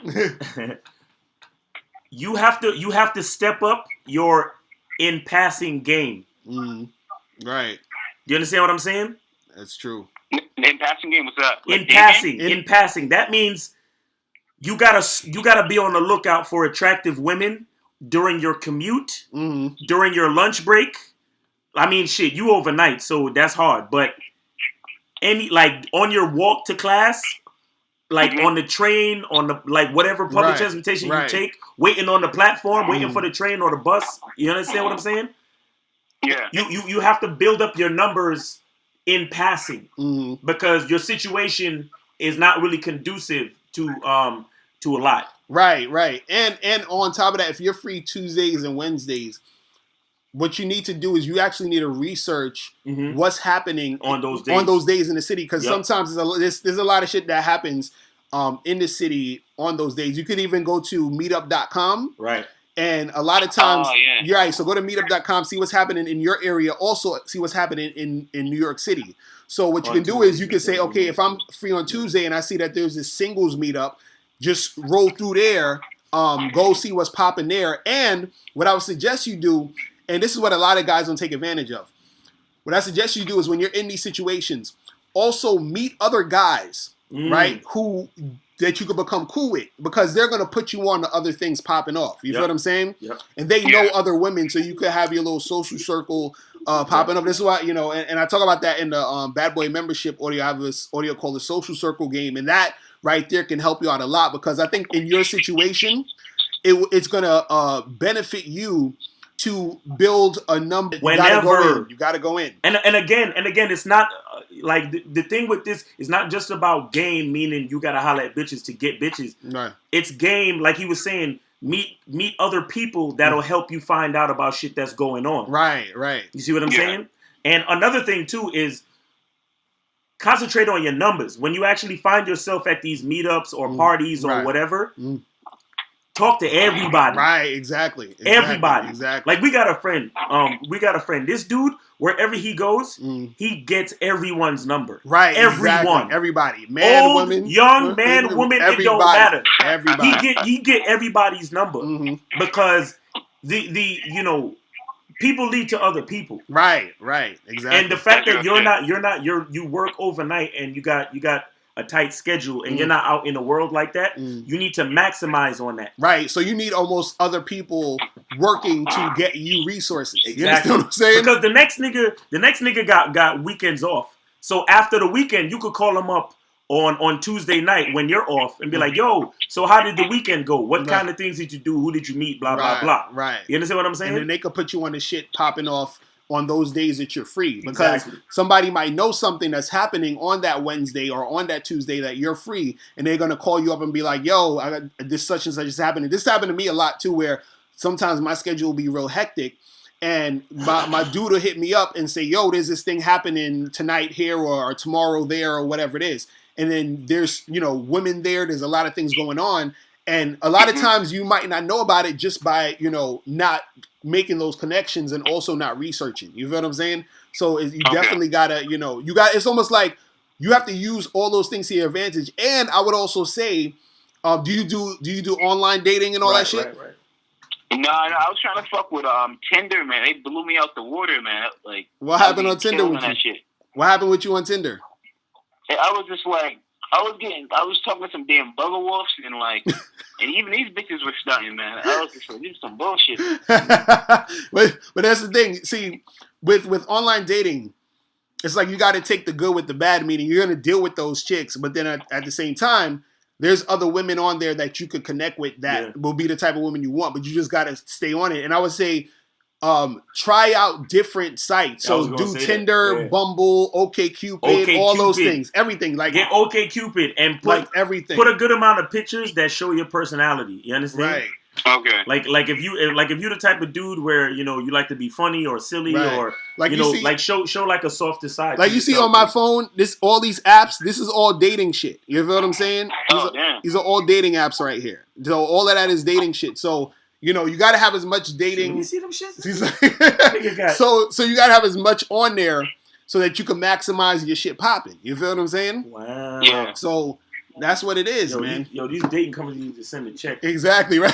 But no, OkCupid. I like OkCupid personally. Right. Like Tinder's cool, but I like OkCupid. Right. So and try to use as many because like what the situation that you're in, it's like you have to maximize on every aspect of the game, meaning you talk to chicks that you see in the street, you talk to chicks online, you figure out what's going on in these cities because you need all those different angles. You build that social circle, you need all those different angles to make it benefit you because of your schedule and the situation you're in. You feel what I'm saying?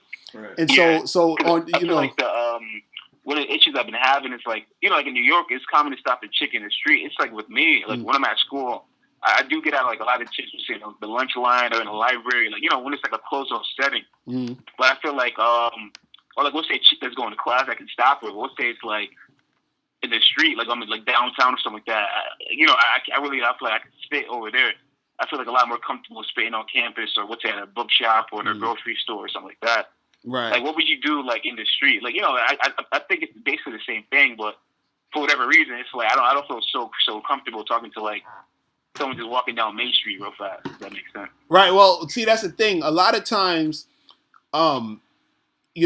it's really all in your head, truthfully. Yeah, you gotta step out of your comfort zone, bro. Right? Because just a little bit. Because this is the thing. You just like how, like, let's say if you are, and this is the reason also why a lot of guys talk to women at work because it's a comfort thing. You feel what I'm saying? And so what you need to do is that you need to, because you're comfortable talking to chicks that's in your campus because you feel like, oh, I know about the things around here. I know this area, yada, yada, yada. But the thing is, you have to understand that women, all the time, 24 hours a day, 7 days a week, women want men to talk to them and fuck with them and have sex with them and do all that other stuff, date them, all this other stuff. Show them attention. The problem is that women have tricked men into thinking they don't like it, or men have been tricked into thinking that women don't like it is a better statement, because a guy who approaches, like a woman might get approached by 10 guys and only like one of them, right? So you see all those 9 guys and you're like, oh, well, I guess she don't like being approached. No, she likes being approached, but it needs to be by a guy she's feeling and who elicits that energy and that feeling within her in that situation. But the thing is, you can be that guy. You feel what I'm saying? And you don't even know you're that guy unless you talk to them. You see what I'm saying? So you have to have that in your mind. Like, when I'm approaching a girl, I'm making her situation better because I'm gonna be that guy who she's gonna want. You have to have that mentality. So when you go up to her, you're not going up to her with the idea of thinking, oh well, damn, how do I come at her to where she's not bothered? Or how do I come at her to where she's not gonna be? That's how a lot of guys approach women. You have to approach women like, yo, you know, should I give her the opportunity? Should I take my time out to, like, you know, to bless her with my presence? Like, it has to be that type of energy, because if it's not, you're gonna associate approaching women with you bothering them. You're gonna associate approaching women with you, with them not liking it. You understand? So you have to approach women. You almost have to approach it in a way where, and this is what usually works for me, is when I approach women, I feel like I'm doing a community service. You understand what I'm saying? And so it has to be that type of mentality. You have to say, yo, listen, like, I have to approach her, because if I don't approach her, she's gonna be lonely, she's gonna be depressed. So I'm helping this chick out by even saying hi to her. You understand? And truthfully, that actually is true. It's true. You see what I'm saying? Let me tell you something. I remember I was on a train one time, and I saw this lady. She looked like she had just gotten her nails done. And just like you talking about the community service shit, right. I just felt like I should go tell her that her nails look nice. Right. So I went over to her, I said, hey, how you doing? You look nice. I like how your nails look. Did you just get them done? She was like, yeah, I just got them done yesterday.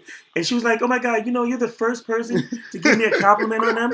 You've made my day. Thank you so much. Blah, blah, blah, blah, blah. I couldn't get her to stop fucking talking. Right. Exactly. And I wasn't even trying to holler at the bitch. Right. Like I said, her nails look good, and I just wanted to give her a compliment on the nails. Right. So, you understand what I'm saying? So that's what it is. So you gotta understand, women are waiting for you to come and approach. Seriously. They want you to. So don't get tricked by the women who reject you. Because like I did a video about this. I say, yo, rejection is gonna happen regardless. That's part of the whole thing. You feel what I'm saying? It's like if you were, it's like if you were trying to build a business and you had a product, you're selling your product. There's going to be some people that's going to buy it. Some people are going to decline it. You understand? That's part of the game. But there are people who are going to want that. You understand? Because there's people who want that type of product, that type of niche that you have, and they're going to want that type of shit. You just have to put yourself out there in order to make that sale. It's the same thing where you're dealing with chicks. There's a section of women out there right now, thousands, millions of women who want you. You just have to put yourself out there to connect with those. You understand what I'm saying?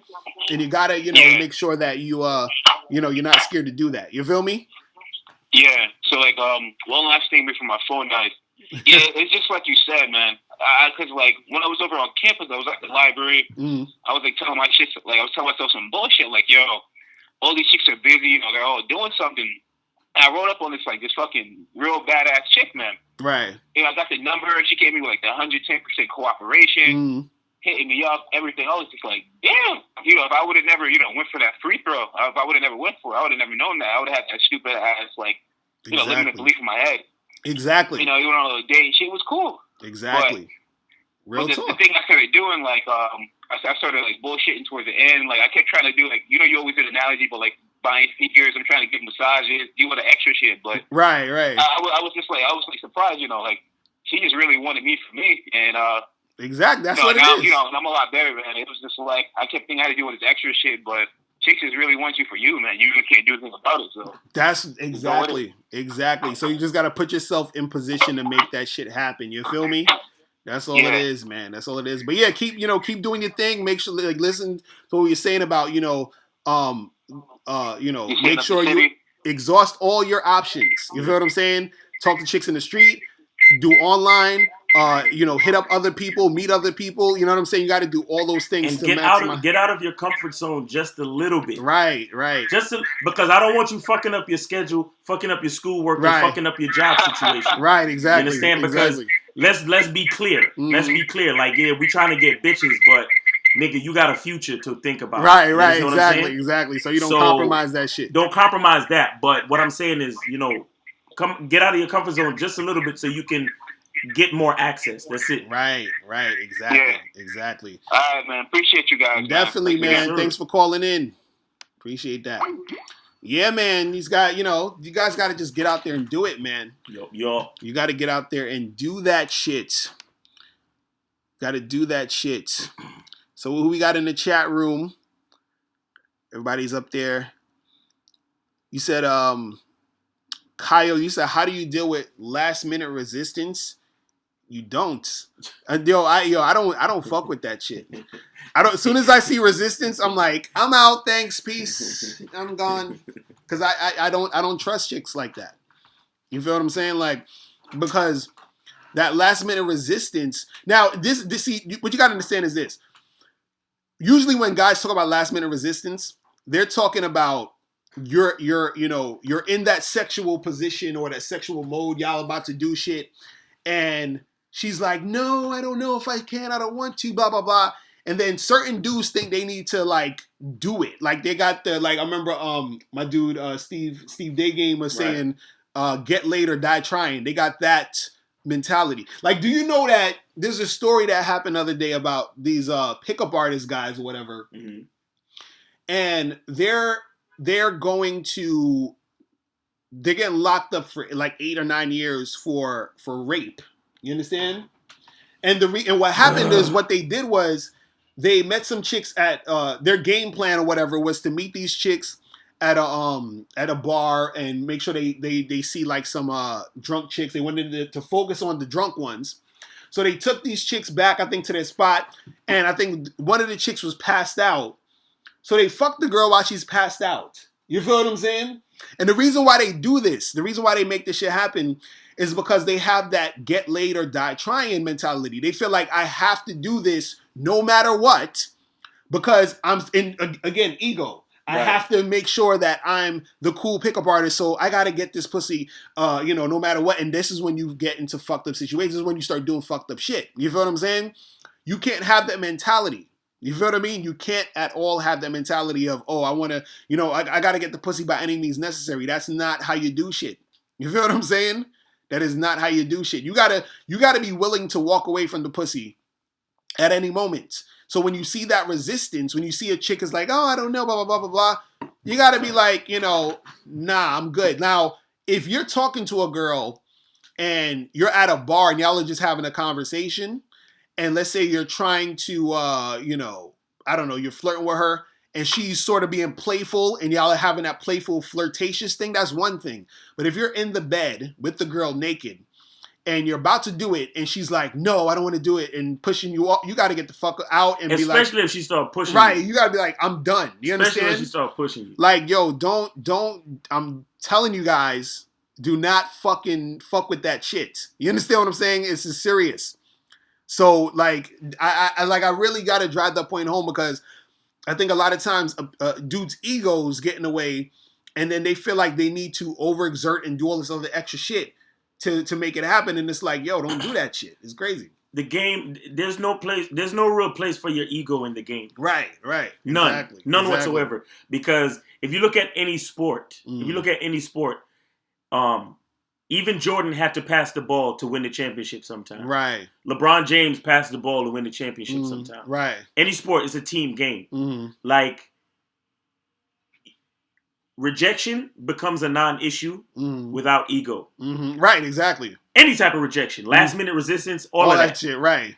You can increase your numbers and your effectiveness without ego. Right. Because when you're not worried about what these chicks gotta say and you're just trying to get your numbers up. Mm-hmm. It's about you trying to get your numbers up and working on your mouthpiece, working on your game, working on your approach. Right. It doesn't matter. It really doesn't matter what the chick says. It's all about you.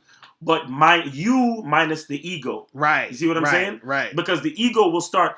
The ego is that voice in your head. Like the dude was saying before. He was saying that his he started telling himself a bunch of negative shit, Right. and he almost didn't holler at that bad bitch. Right. You see what I'm saying? Right. That's ego. That's ego talking, because the ego is like, yo, what if you go over there and she doesn't want to talk to you? Right. You see what I'm saying? You know, you're gonna feel, right. you're gonna feel a certain way and blah blah blah. Right. No, get rid of all that. And it's deep too, because when you get rid of identifying with your ego, because the thing is, you can say, if you recognize it's your ego, then that means you're aware of what's going on, right? When you don't recognize it's your ego, you think that's really you, and you think you have to defend your honor and defend your identity. So now, if a chick says, oh, I'm not feeling you, I don't like you, or they're not trying to fuck with you, then you feel bad because you're like, well, damn, there's something wrong with me, and that's why, and I suck, and blah, blah, blah, blah, blah. Right. If you have no ego, you look at it from an objective standpoint, meaning you look at it outside yourself, and you're looking at it like it's something you're looking at, and it's not you. It's not like you, it's right. You know that movie, Doctor Strange, right? Right. You remember in the preview where she pushed the nigga and he flew outside of himself and he was looking at himself? That's what the fuck we're talking about. Like, his real self was that thing floating, looking at his ego. Exactly, because remember in the movie, he had a hard time grasping the what was it? The validity of the magic and all of that shit she was trying to tell him. He was like, I'm a doctor, I know how to do this, and all your magic and mumbo jumbo is bullshit, blah blah blah. But when she pushed that nigga, and he was able to come outside himself and see, and literally really see what was going on, then when he came back inside himself, he was like, teach me. Exactly, because he realized, like, it's not even about this ego shit. It's about me learning the game. Exactly. Learning the magic. It's about the technicality of what's going on. So it's like, you say to yourself, I want to get a girl. I want to have sex. I want to get girls' numbers. So that's all it's about. So now you say, I go up to this girl, she rejected me. I go up to this other girl, she rejected me. As soon as you start to say, damn, she rejected me because I suck and I'm a loser and I'm ugly, now you're in ego. You understand? Yep. It should literally... You forgot your focus. Right, you should literally at this be time, like, yo... instead of saying those things, you should be on the fourth girl. Right, and then the fifth, and then the sixth, and then the seventh, and boom. You see what I'm saying? And see, a lot of times it has to do with you identifying with your ego. It's like this. I always use this example, and this is the perfect example. Like, and this sounds kind of fucked up, but this is how deep it is. This is how deep it is, right? If your best friend died, right? You probably be crying, you be bawling, you be fucking like going crazy. You feel what I'm saying? If your best friend died. Now, if you heard about some random guy you never met dying the same way your friend died, right? You probably wouldn't even bat an eye. You'd be like, okay, well, that's fucked up. And that'll be probably the most you ever say about that person, right?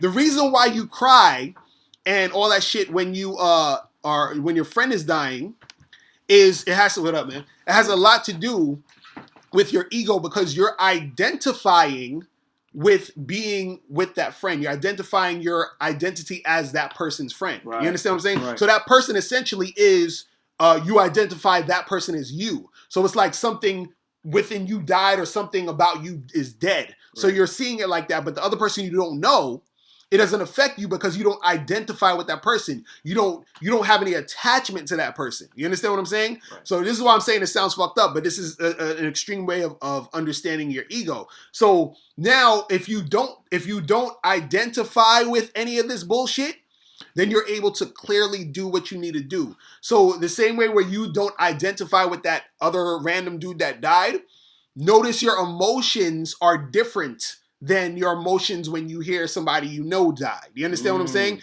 And the reason why it's the same action of death, but the reason why you respond different is because you're attached to that other person and your identity is attached to that person. You see what I'm saying?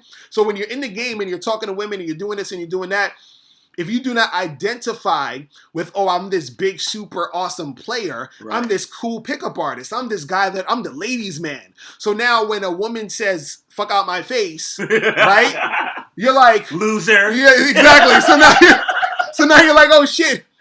Like, what does that mean about me? And now you're upset. And that's why because you identified with being that fucking ladies' man. You identify with being that pickup artist, all that other bullshit. You feel what I'm saying? So if you don't identify, and the identifying is so deep to the point where, and like I was saying, because you identify with that friend, you identify with ideas. So if your ideas are being attacked, you feel a certain way. So like, if somebody said, hey, I don't like that J. Cole song, that shit sucks. J. Cole is whack, right? Now, on an objective level, unless you're J. Cole, you're probably not going to give a fuck, right? But if you're a J. Cole fan, you'll probably give a fuck. And if you are J. Cole, you'll probably give a fuck. But if you don't care about J. Cole, you're not going to give a fuck. Why? Because in all those different situations, if you're not a J. Cole fan, it doesn't affect you because you don't identify with J. Cole. If you're a J. Cole fan, it's probably going to affect you because you identify with J. Cole. If you are J. Cole and you said a J. Cole song is whack, it's going to affect him because he identifies as J. Cole. Do you understand what I'm saying? So the thing is that depending on how you identify with it, that's how you're going to react to this shit. You feel what I'm saying? And so when we talk about the game and you overcoming rejection and doing all this other stuff, it literally has to do with you disidentifying with your ego. Separation. And it's not even necessarily where you have to ignore your ego. You just have to understand it's your ego. So when you feel like a chick says, oh, fuck out my face, or you're a loser or whatever, and you feel that shit in the pit of your chest, that's just the ego. Don't worry about that. That's just ego. It don't have nothing to do with you. That's nothing to do with the real you. It has to do with your ego. You know what I'm saying? Once you understand that, it's going to be so much more easier because then you can flow free without having to worry about it. Because the only reason you hesitate to approach a woman is because you're scared of the rejection. The only reason you're scared of the rejection is because you think the rejection says something about you. The only reason you think it says something about you is because you identify with your ego. Do you understand what I'm saying? So if you have no ego, there's nothing to identify, and there's nothing that woman can do to get to you. Do you understand what I'm saying? It's real talk. It's just that simple. That's all I'm saying. That's all that shit is. That's all that shit is, man. I'm like, God damn, man. Yeah, leave your ego at home when you're going out to holla, B. Right. Leave it at home. That's all you got to do, man. It ain't about nothing. That's all you got to do, man. I'm telling you. That's all you got to do. The Rocket and the Rooks Entertainment was popping. He said, I don't know if anybody brought this up, but do you think RSD is valid? Yeah, RSD says some dope shit, man. RSD is about that life. Trust me. These niggas go in. Like, I can recognize when a person, has game and then other people just don't, what I mean? Or they bullshit. I'm like, get the fuck out of here. And not for nothing, a lot of RSD, they started out mostly as PUA dudes. Right, exactly. They started out mostly as PUA dudes, but when they got wind of people like you, right, like, that's when they started to realize that it was more than just PUA nonsense. Like, it has to do with self-development. Right. And everything like that. Right. And don't get it twisted because you're going to say people like me and I'm like, oh, the RSD started because of Mr. Locario. Nah, we're saying people like us, meaning more natural shit. You feel what I'm saying? Right. Natural game. Right. I mean, some people know about it. Some people call it natural game. Right. Because you got the PUA game and then you got natural game. Right. I think our RSD is like a mixture. Right. Like they found like a happy medium. Right. A happy middle where it's like, it's still sort of PUA, but it's also like more natural. You know what I'm saying? You know what I'm saying? Or natural PUA. Shout out to them. Mike Segura was popping. Business One, what's going on? Yeah, man. Guys, call up 646-481-3901. We got probably another 20 minutes that we can, before we got to get out of here. So if you guys want to call up and say what's popping. Much love from Chicago. Yo. Shout out to Chicago. Yeah, shout out to Chicago, man. Like, let's send some love to Chicago. Exactly. Because y'all dudes out there, man, I don't know. I ain't saying nothing about no Chicago. Exactly. Much love to Chicago. Shit. Shit. I don't know, man. If I don't know if do you think we ever gonna do a lecture in Chicago? Because people telling us to come out there. It's gonna be in a nice part. Exactly. It's gonna be downtown in a nice Michael Schofield is from London. Shout out to London. You feel me? Do you know what I mean? Atlas, you said Locario and Mr. Jones are the best YouTuber. Oh shit! Remember Mr. Jones? Mr. Jones. Remember that dude? we was listening to his videos, and he was Oh yeah. Mr. Jones. Mr. Jones is that dude. Is on some real shit. Mr. Jones is that dude. Yo, shout out to Mr. Jones. Mr. Jones is a serious nigga, son. Yo, I like when he put the videos of himself doing that Tai Chi shit in the yard. Like, Mr. Jones is a serious nigga. Yeah, Trust me, he don't play. He's dead serious. Yo, he's dead fucking serious. Oh my God. Mr. Jones says some real shit, so you know, check him out, man. Yep. I think his channel is Men's Resource Organization. Men's Resource Organization. Yeah, so check him out, man. Yep. He puts out some good shit. Oh my goodness. But yeah, man. You guys call up 646-481-3901. 646-481-3901. We got maybe like 15 minutes left before we got to get out of here. I tell you, this shit go by fast. Yeah, it really do. It really do. It go by so goddamn fast. I didn't think I was going to be sitting here for this one. I'm like, shit, man.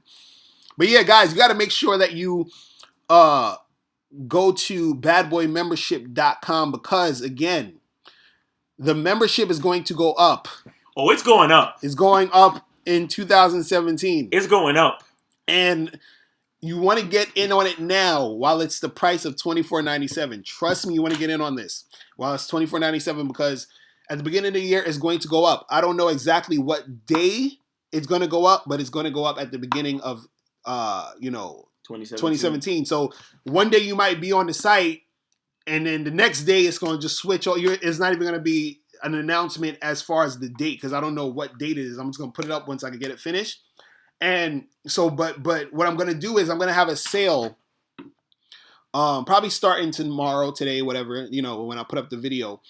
I'm going to do this sale again that I had for the Black Friday sale where if you join the membership from now until January 1st, right, you can get How to Have Sex with 2 Women a Day, the ebook, and How to Pick Up and Date Multiple Women seminar for free. So you get those 2 things for free if you join the membership from now until the January 1st, right? So you're getting those 2 things free. You feel me?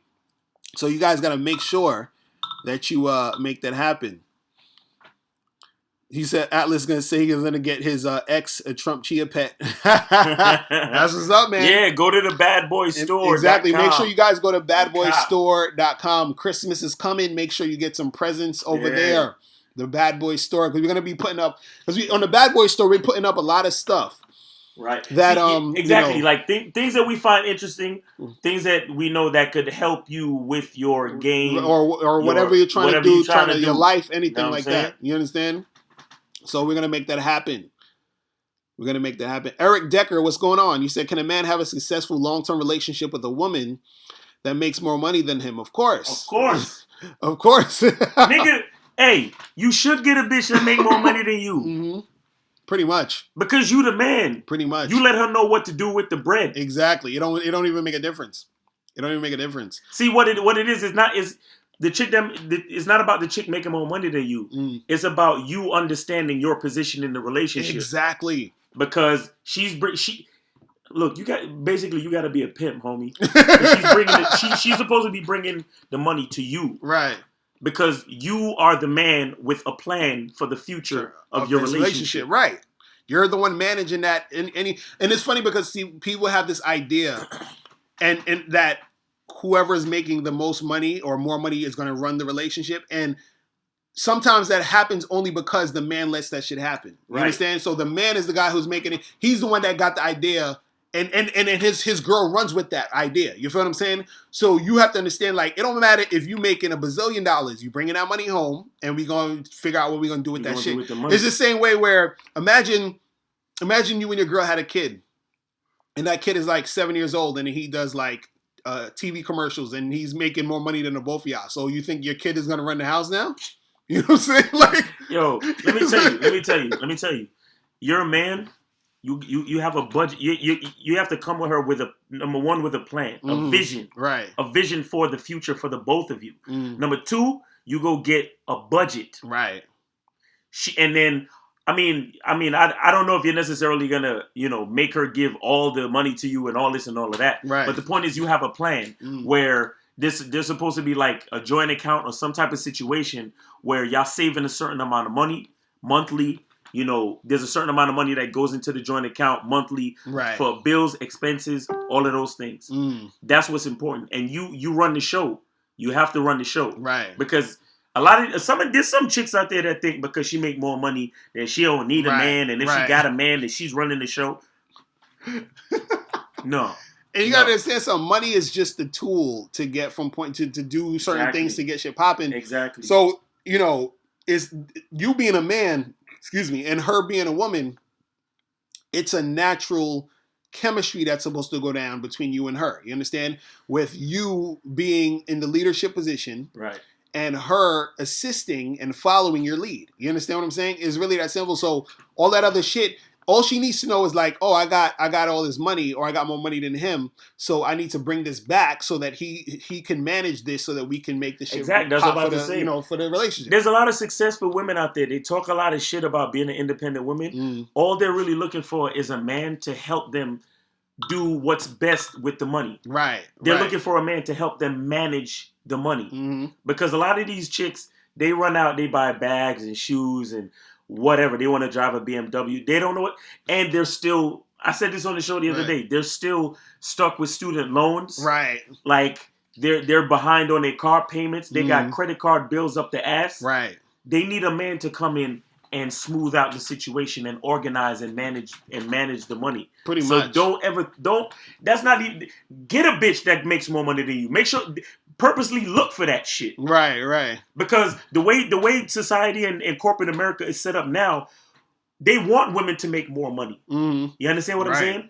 It's because all of this, you know, gender equality and all of this dumb shit that's going on. In a lot of cases, you're gonna have a female in a management position, and therefore she'll be making more money than you. But that's what you want, right? Because you, like I said, you want her to bring home that bread, so y'all could save, put it together, start investing. You know, probably buy some real estate, rent out some houses, whatever it is. Right? You see what I'm saying? And understand that and let her understand the vision for the future for the both of you. Right. Nah, it's true, man. It's real talk. Stanley, what up? Infinite Ism, what's going on? Cyborg Soldier, hilarious. He said you get bitches by double backhand slapping bitches out the side windows of Cadillacs. There you go. Hilarious. He knows exactly what it is. The Rooks Entertainment, you say you never understood why niggas was ever afraid of chicks making more money than them. See, that the reason why was because honestly, most guys don't know how to manage their relationship. Exactly. That's why they were scared of it, because they thought, oh, she got a lot of money, that's going to make her. And see, the problem is a lot of women unfortunately think that's the case, meaning, oh, well, I got more money than him, so I'm going to run the show, right? But those women end up dealing with guys who are beta males who sort of fold to that ideology. Right. But if they come to a guy who's a real dude, he don't give a fuck how much money you making. You understand what I'm saying? He's like, yo, you with me? This is what's going to go down. Like, he's already from the start letting them know what's popping. You feel me? Duante Mays, what's going on? What's popping? So the number is 646-481-3901, 646-481-3901, people. You're going to be here for another 15 minutes. So you guys call in if you have any questions. You know what I'm saying? Call in, let us know what's popping. You feel me? This is your last chance before we get out of here. But yeah, man. But you guys make sure that you go to badboymembership.com. I'm telling you guys, you want to become a member now. Okay? Now, I'm telling you. Because the membership, whew, it's getting even more serious. How many installments is on there now? Right now, shit, maybe like 30 something. It's literally maybe like over 30 some hours of game on there today. So if you join today, you're gonna get over 30 some hours of audio/video advice. It's ridiculous. It's crazy. It's so much shit. W Cham was popping. He said, how to spit game at a chick who's always around her friends at school. You just listen. If you go up to her and you talk to her and you talk to her friends, and then while you're having that conversation, you pull that chick to the side a little bit and be like, listen, here's my number, I'm gonna hit you up later, or give me your number, I'm gonna hit you up later, so that you can actually talk to her when she's not around her friends. You understand what I'm saying? On the phone. So, a lot of times when you talk to chicks in groups, you have to remember to, include the whole group. You understand what I'm saying? Every time you're talking to a group of girls, talk to the whole group. You understand?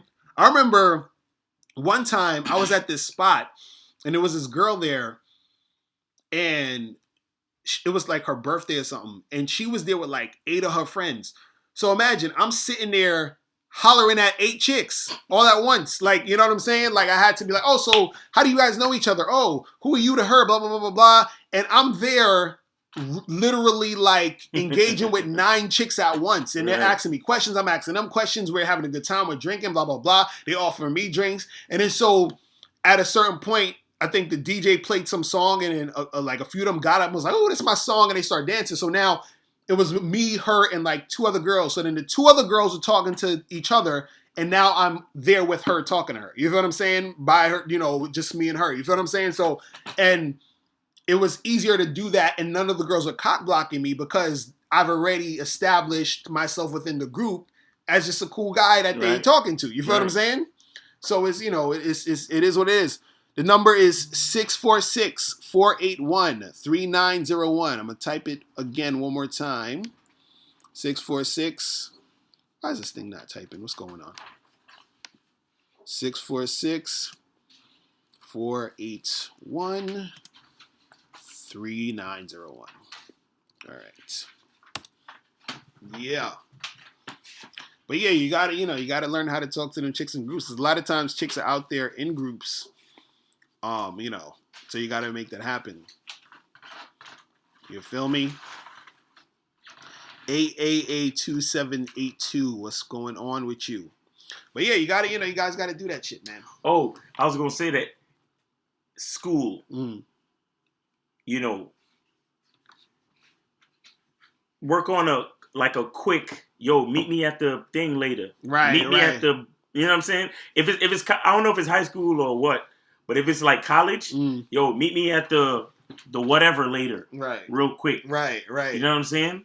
Because when you have a girl by herself, she's gonna act different than when she's around her friends. Exactly. You know what I'm saying? So a chick could be feeling you and she's around her friends and she won't give you that cooperation because she's trying to, she doesn't feel comfortable in front of her friends to be the way she wants to be with you.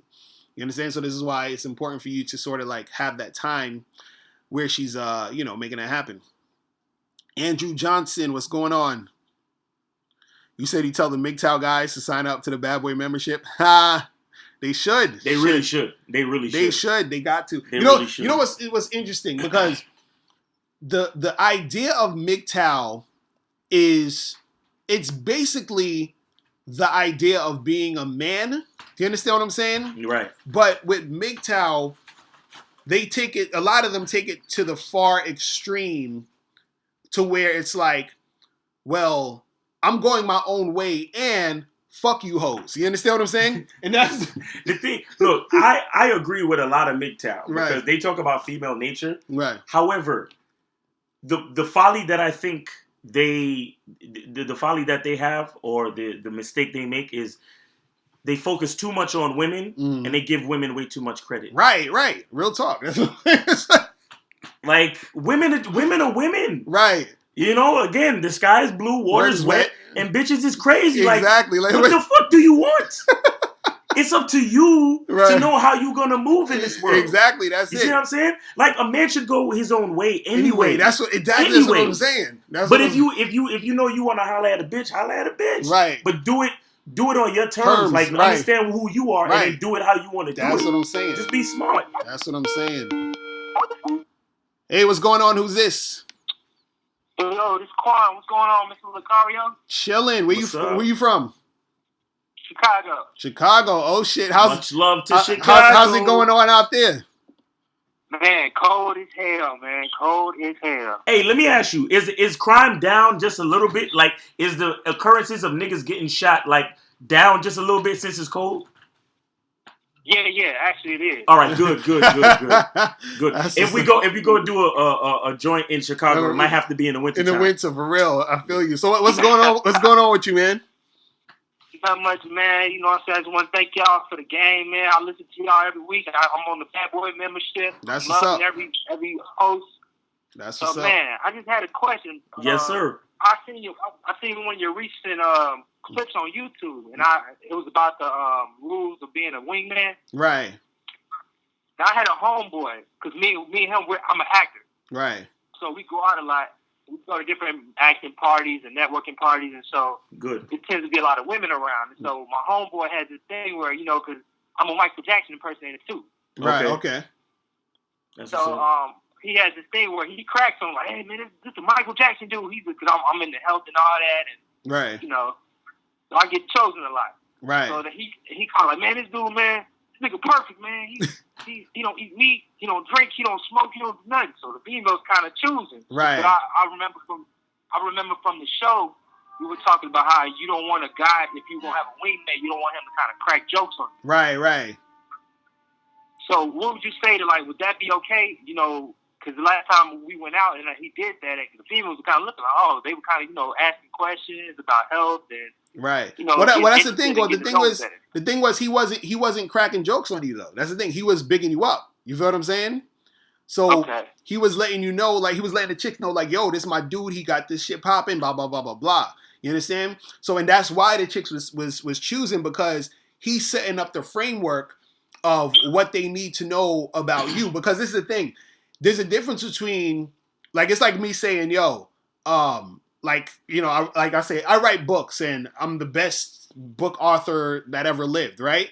Now, is the difference between me saying that versus if I'm chilling and Miles says that to some, like, yo, this is Mr. Locario, he's like the best guy ever, blah, blah, blah, blah, blah, because it's somebody else co-signing you. So your boy was basically co-signing you. So he was doing, what he should be doing as a wingman. You feel what I'm saying? Okay, got you. Makes sense. I guess because he comes off as he's real silly, so I guess it comes off as he's cracking, but he's probably low key bigging me up. And right. And also too, a lot of it has to do, it has to do with the tone also, because the thing is that when you're talking to women, women they're gonna get a certain vibe from you depending on how you're saying the shit. Because like you were saying, you probably felt like, oh, the way he does it, he was being jokey around or whatever. But the thing is as long as he's bigging you up, and as long as you see that the reaction from the girls is them being positive towards it, then it's all good. So like I was saying in that video, what a lot of guys do, and my brother used to do this shit all the fucking time. I used to be like, dude, like, and it's like you can't even say anything in the situation because then it looks goofy and shit. Right. And he's just like, but my brother used to fucking crack jokes on me all the time when we be trying to holler at chicks, and I just look at this nigga like, dude, what the fuck are you doing? Like, relax, my nigga. Like, oh man. So but your boy's doing what he got to do, and I tell cats that before they go out, they got to sort of like tell their mans like, yo, when we meet up with these chicks, we got to do this, and do that, so that we can make this shit flow. You feel what I'm saying? That's another thing. Like communicate with your wingman, and kind of just go over the stuff that he says or how he says it or whatever, like just to kind of get a basis of how how you like for the situation to play out, because maybe you want to have a more serious impression of the things that you do as far as like not eating meat and being healthy and impersonating and doing all of that stuff.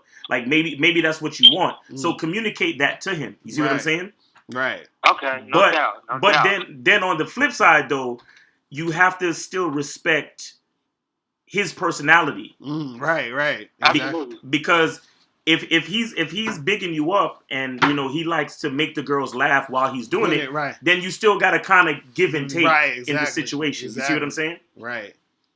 Because if he's not, as a wingman, he still has to be authentic. Mm-hmm. And if he's not being himself, then there's something wrong. And the girls are gonna pick up on it. But and then they'll think he's lying about it. Right. Exactly. Right. Okay. You see what I'm saying? So, understand what your man is doing, but still allow him to, be himself and be positive. Right. Real talk. Right. Okay. Real talk, man. Cool, man. No doubt. If y'all come to Chicago, man, I'm here. Trust me. Yo, have our back, son, because we don't want to die, son. You feel me? Because we.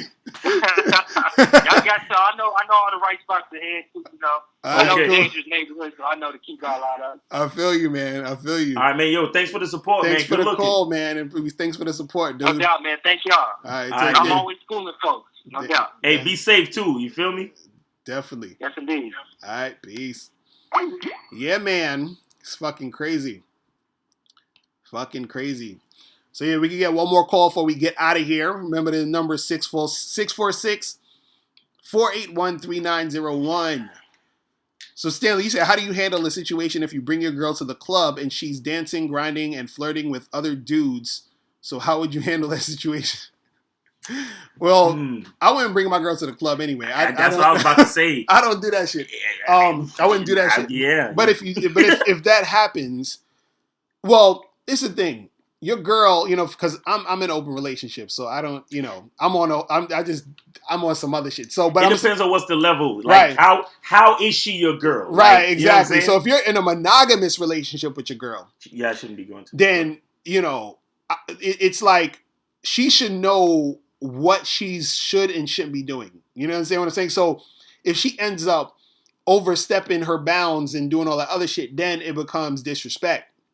And then you're going to have to sort of check her on that and let her know what it is. You feel what I'm saying? And check her only one time, too. Right.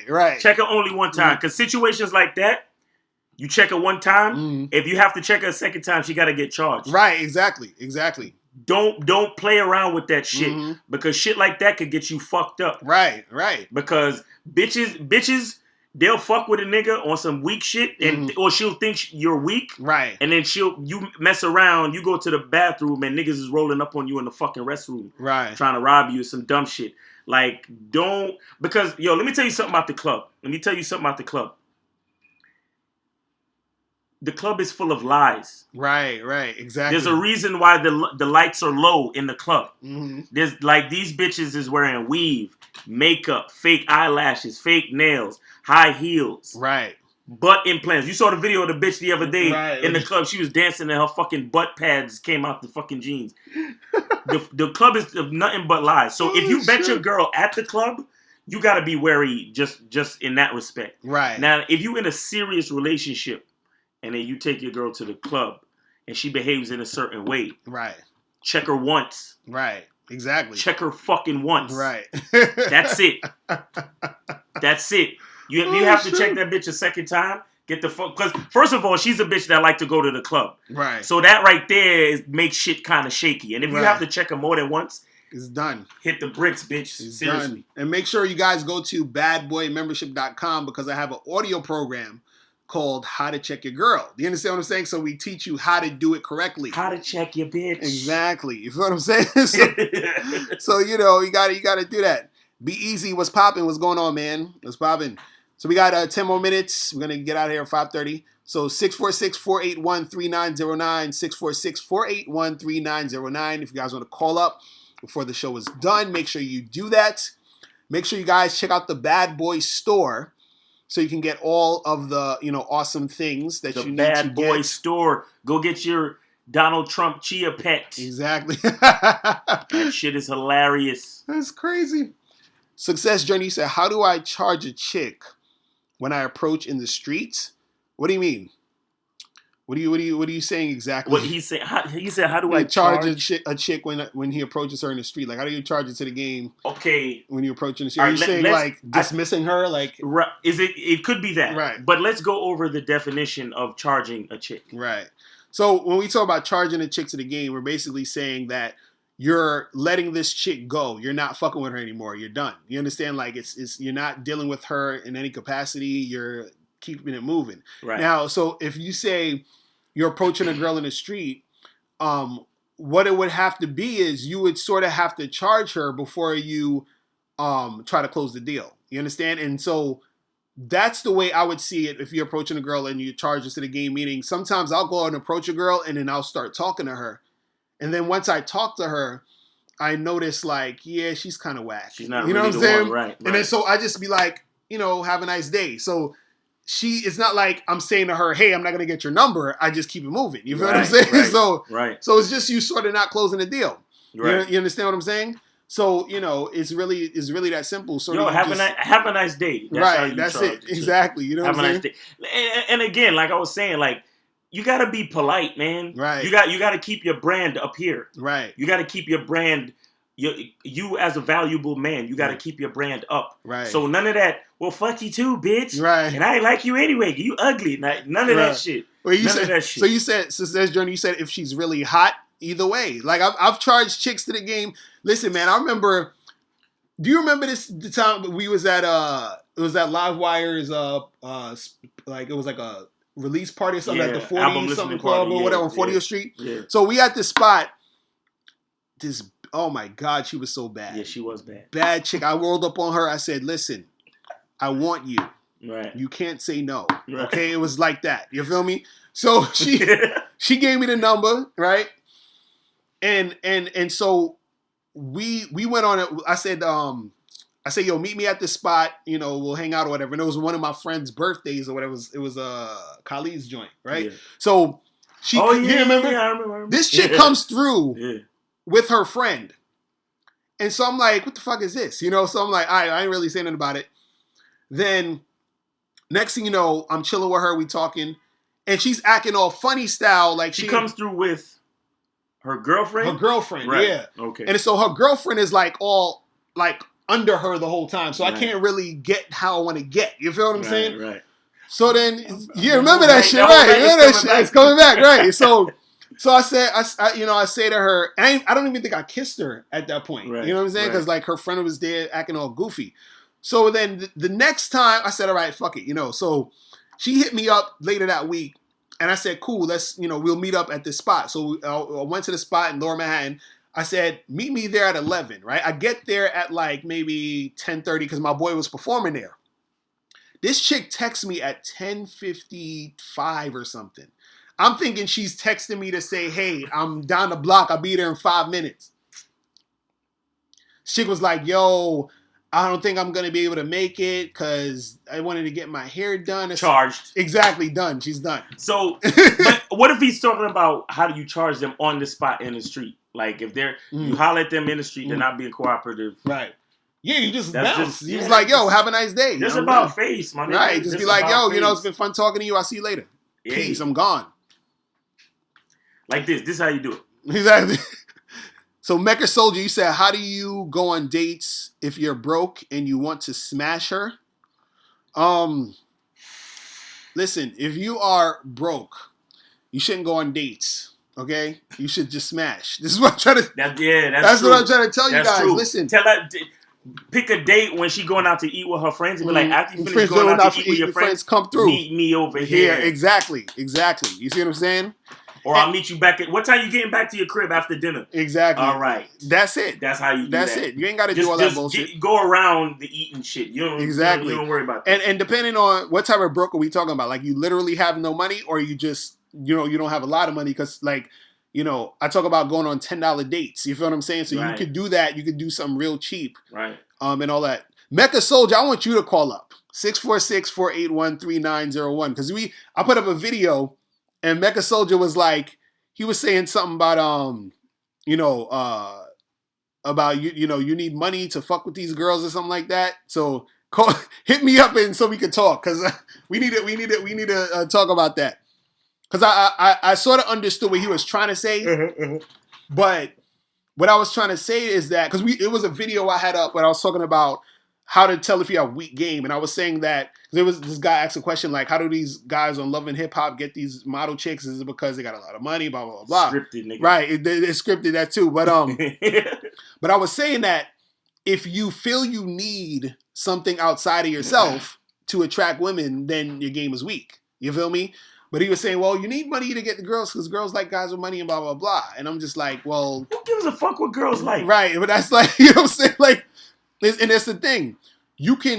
It's like, okay, you can get girls with money, but you can also get girls without money. So the smarter thing to do would be to get them without the money, right? Like, why would you try to get the money to get the girl when you can get the girl without the money? But that's the thing.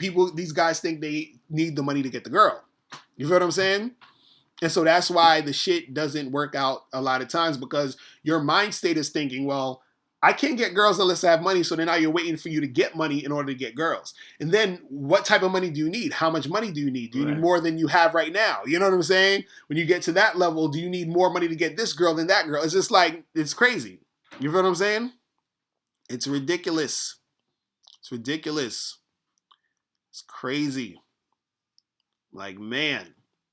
So we got 9 minutes left, people. 9 minutes left. If you want to call up, it's 646-481-3901.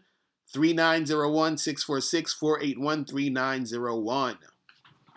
Call up and let's see what's popping in this place. So, guys, remember, go to badboymembership.com right now. Join the membership before 2017. Please, I'm telling you. You want to do that. I'm telling you. You want to do that. Because, I don't want, I swear, I stay getting emails every time when people will say some shit and then they'll get mad. What's going on? Who's this? Yo, what up? Who's this? Yo, what's going on? Who's this? What up? What up, Locario? What's good? It's good. Who's this? This is G from Brooklyn, man. What's up? G from Brooklyn. What's going on? So what's on your mind, man? Miles Cunningham. What's good, man? What's good, bro? Chilling. I'm chilling. Now, Locario, I'm just calling up, you know what I'm saying, to just shout you out, man. You've been putting in work, you know what I'm saying, for the past, for a minute now, you know what I'm saying, trying to get other dudes on the right path, how to deal with these women, you know what I'm saying, how to tame them, and how to, you know what I'm saying, have them all ways, you know what I'm saying. I just wanted the solution for that. Tip my hat. Appreciate it, man. What part of Brooklyn you from? I'm from Flatbush originally. I live in Canarsie, you know what I'm saying? Okay, that's what's up. I'm from the bush.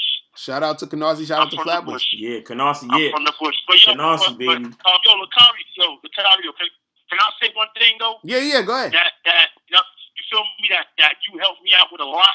Feel me? Like, a lot of guys still don't believe. You feel me? Like what you say. Right. I mean, it took me a minute to believe it. Right. You feel me? But now I believe it. Yo, guys, man, any guys that's listening, yo, your looks do not matter when you're talking to girls, man. That's what I've been trying to tell you. I've been trying to tell you. You feel me? Like, you know what I'm saying? Like, I'm not gonna say that it doesn't matter 100%, but dudes be taking it to like a level that, like, it's not that serious, bro. Like, that's what I'm saying. Go out in public, like today, Locario, I was at Kings Plaza, you know what I'm saying, getting my decent little birthday present. Yo, I saw so many attractive, bad chicks, and the dudes that they was with was, average looking dudes. They wasn't no dudes who look like Trey Songz or like, you know what I'm saying, like whoever most men would consider like a pretty boy sex symbol. Son, these were just average guys, and the chicks that they had on their arms was bad. And a lot of dudes that hate on them, like, yo, he probably got money, exactly, doing it for the money, or he's eating the pussy. Nah, how about son that got game? He got game, and you know what I'm saying, he made her laugh or whatever. Yo, for whatever reason that she liked him for that reason. But that whole look shit, man, that shit, man, that shit'll stop dudes in their tracks, man, because you're like conditioned to like believe that, like, oh my god, I gotta look like a fucking model just for this bitch to talk to me. Nah, you know what I'm saying? It's that like, that's completely not the case. And that used to stop me from talking to girls. Like, you feel me? That used to stop me in my tracks. But then I started looking around. I'm like, hold up, how he get that girl? Right. And I started to be a little bit more open-minded to the game. Like, yo, it ain't because he got money, all this. Because a lot of dudes be like, oh, he just got money. No.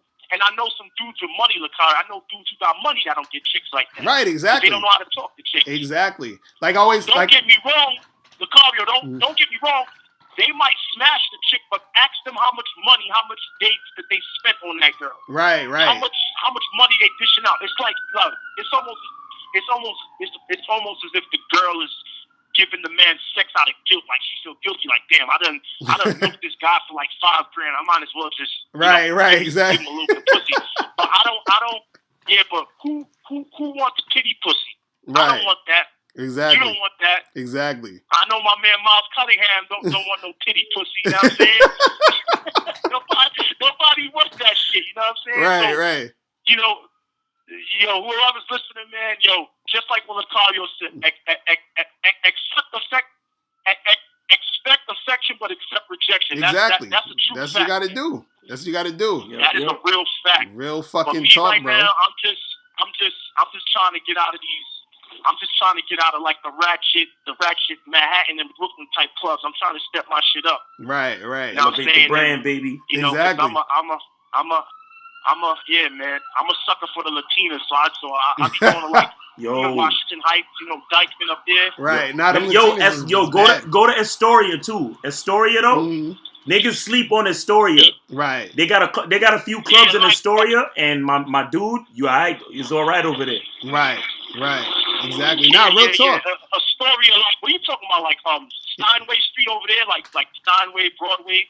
Over there, it's like it's Queens. It's like if you take like the Long Island City, the Long Island City side of Astoria.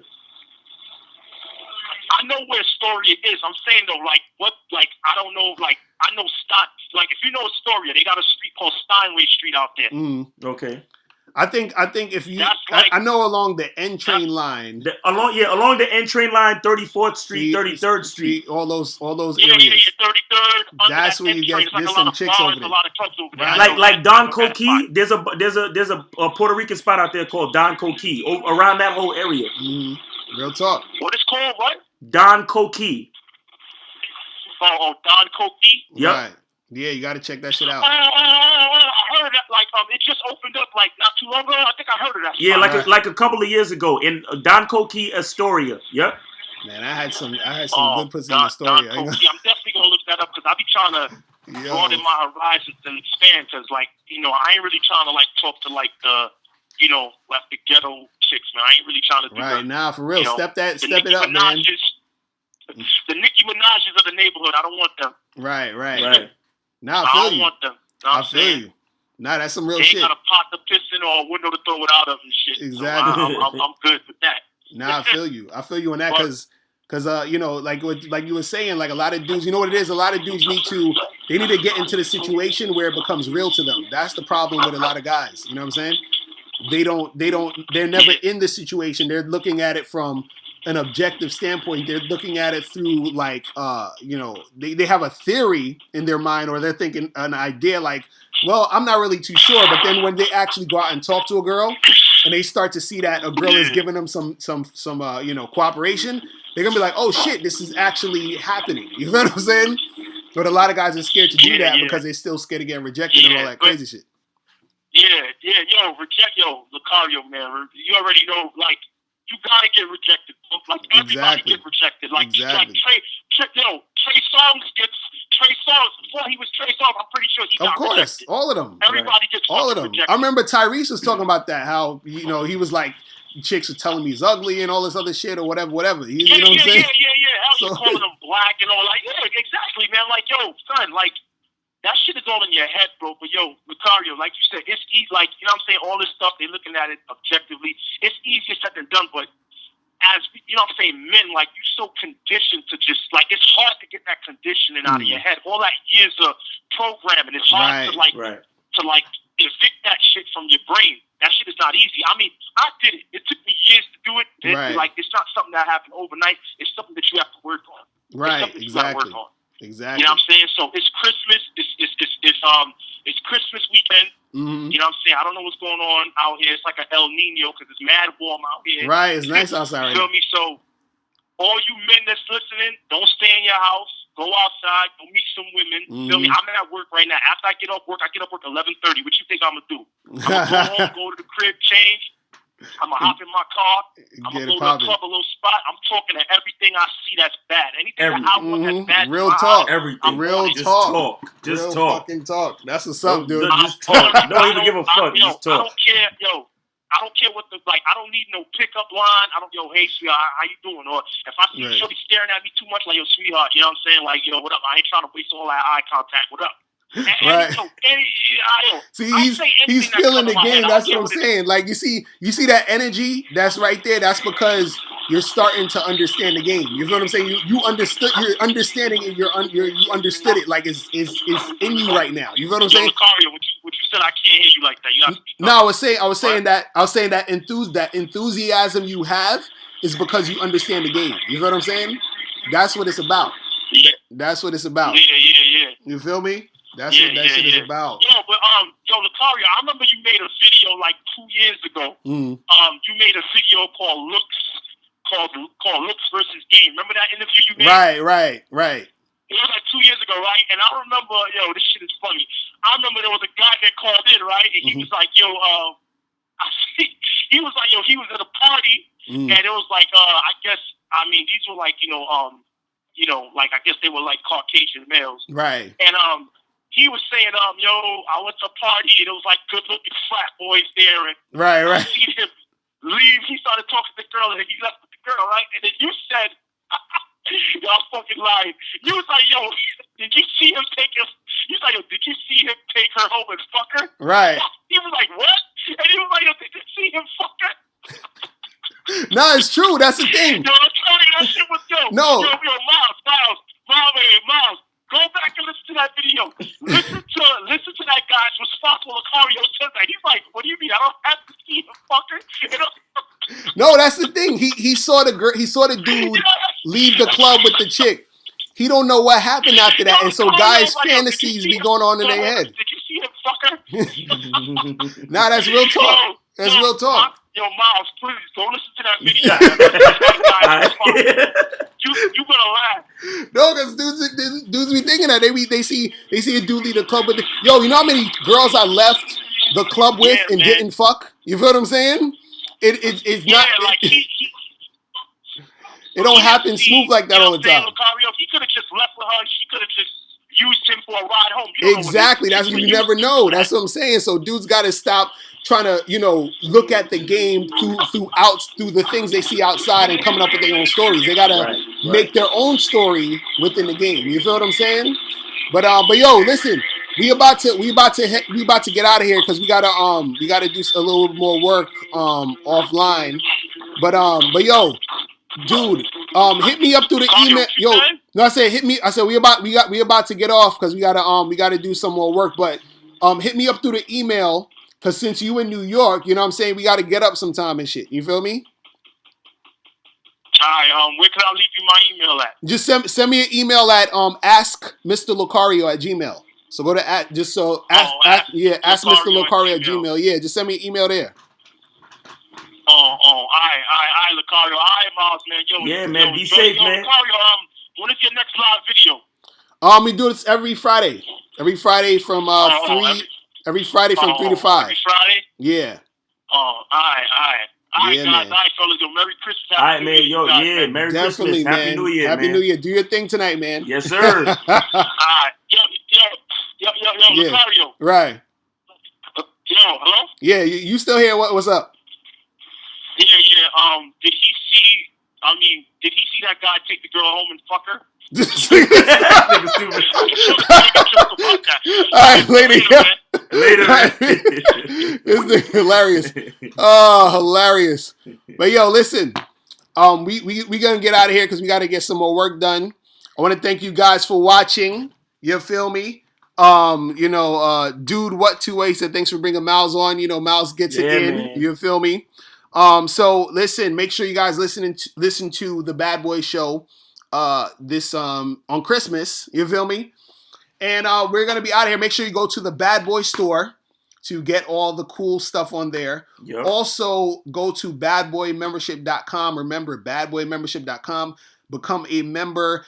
And it's a sale from now until January 1st where you can get a free, you're going to get my ebook, the How to Have Sex with 2 Women a Day, and my DVD, How to Pick Up and Date Multiple Women Seminar, for free when you join the membership from now until January 1st, 2017, okay? So I'm saying it now. If you go right now after you're watching this video, click the link below, go to Bad Boy Membership, join the membership, and then in your email, you are going to get How to Have Sex with 2 Women a Day, the ebook, and you're going to get How to Pick Up and Date Multiple Women Seminar for free, okay? So make sure you guys do that, all right? So I want to thank everybody for, coming through. And we will see you guys next week, man. Yo, peace. Peace. Remember, The truth is inside you. We're gone. We out. Later. All right, let me stop it.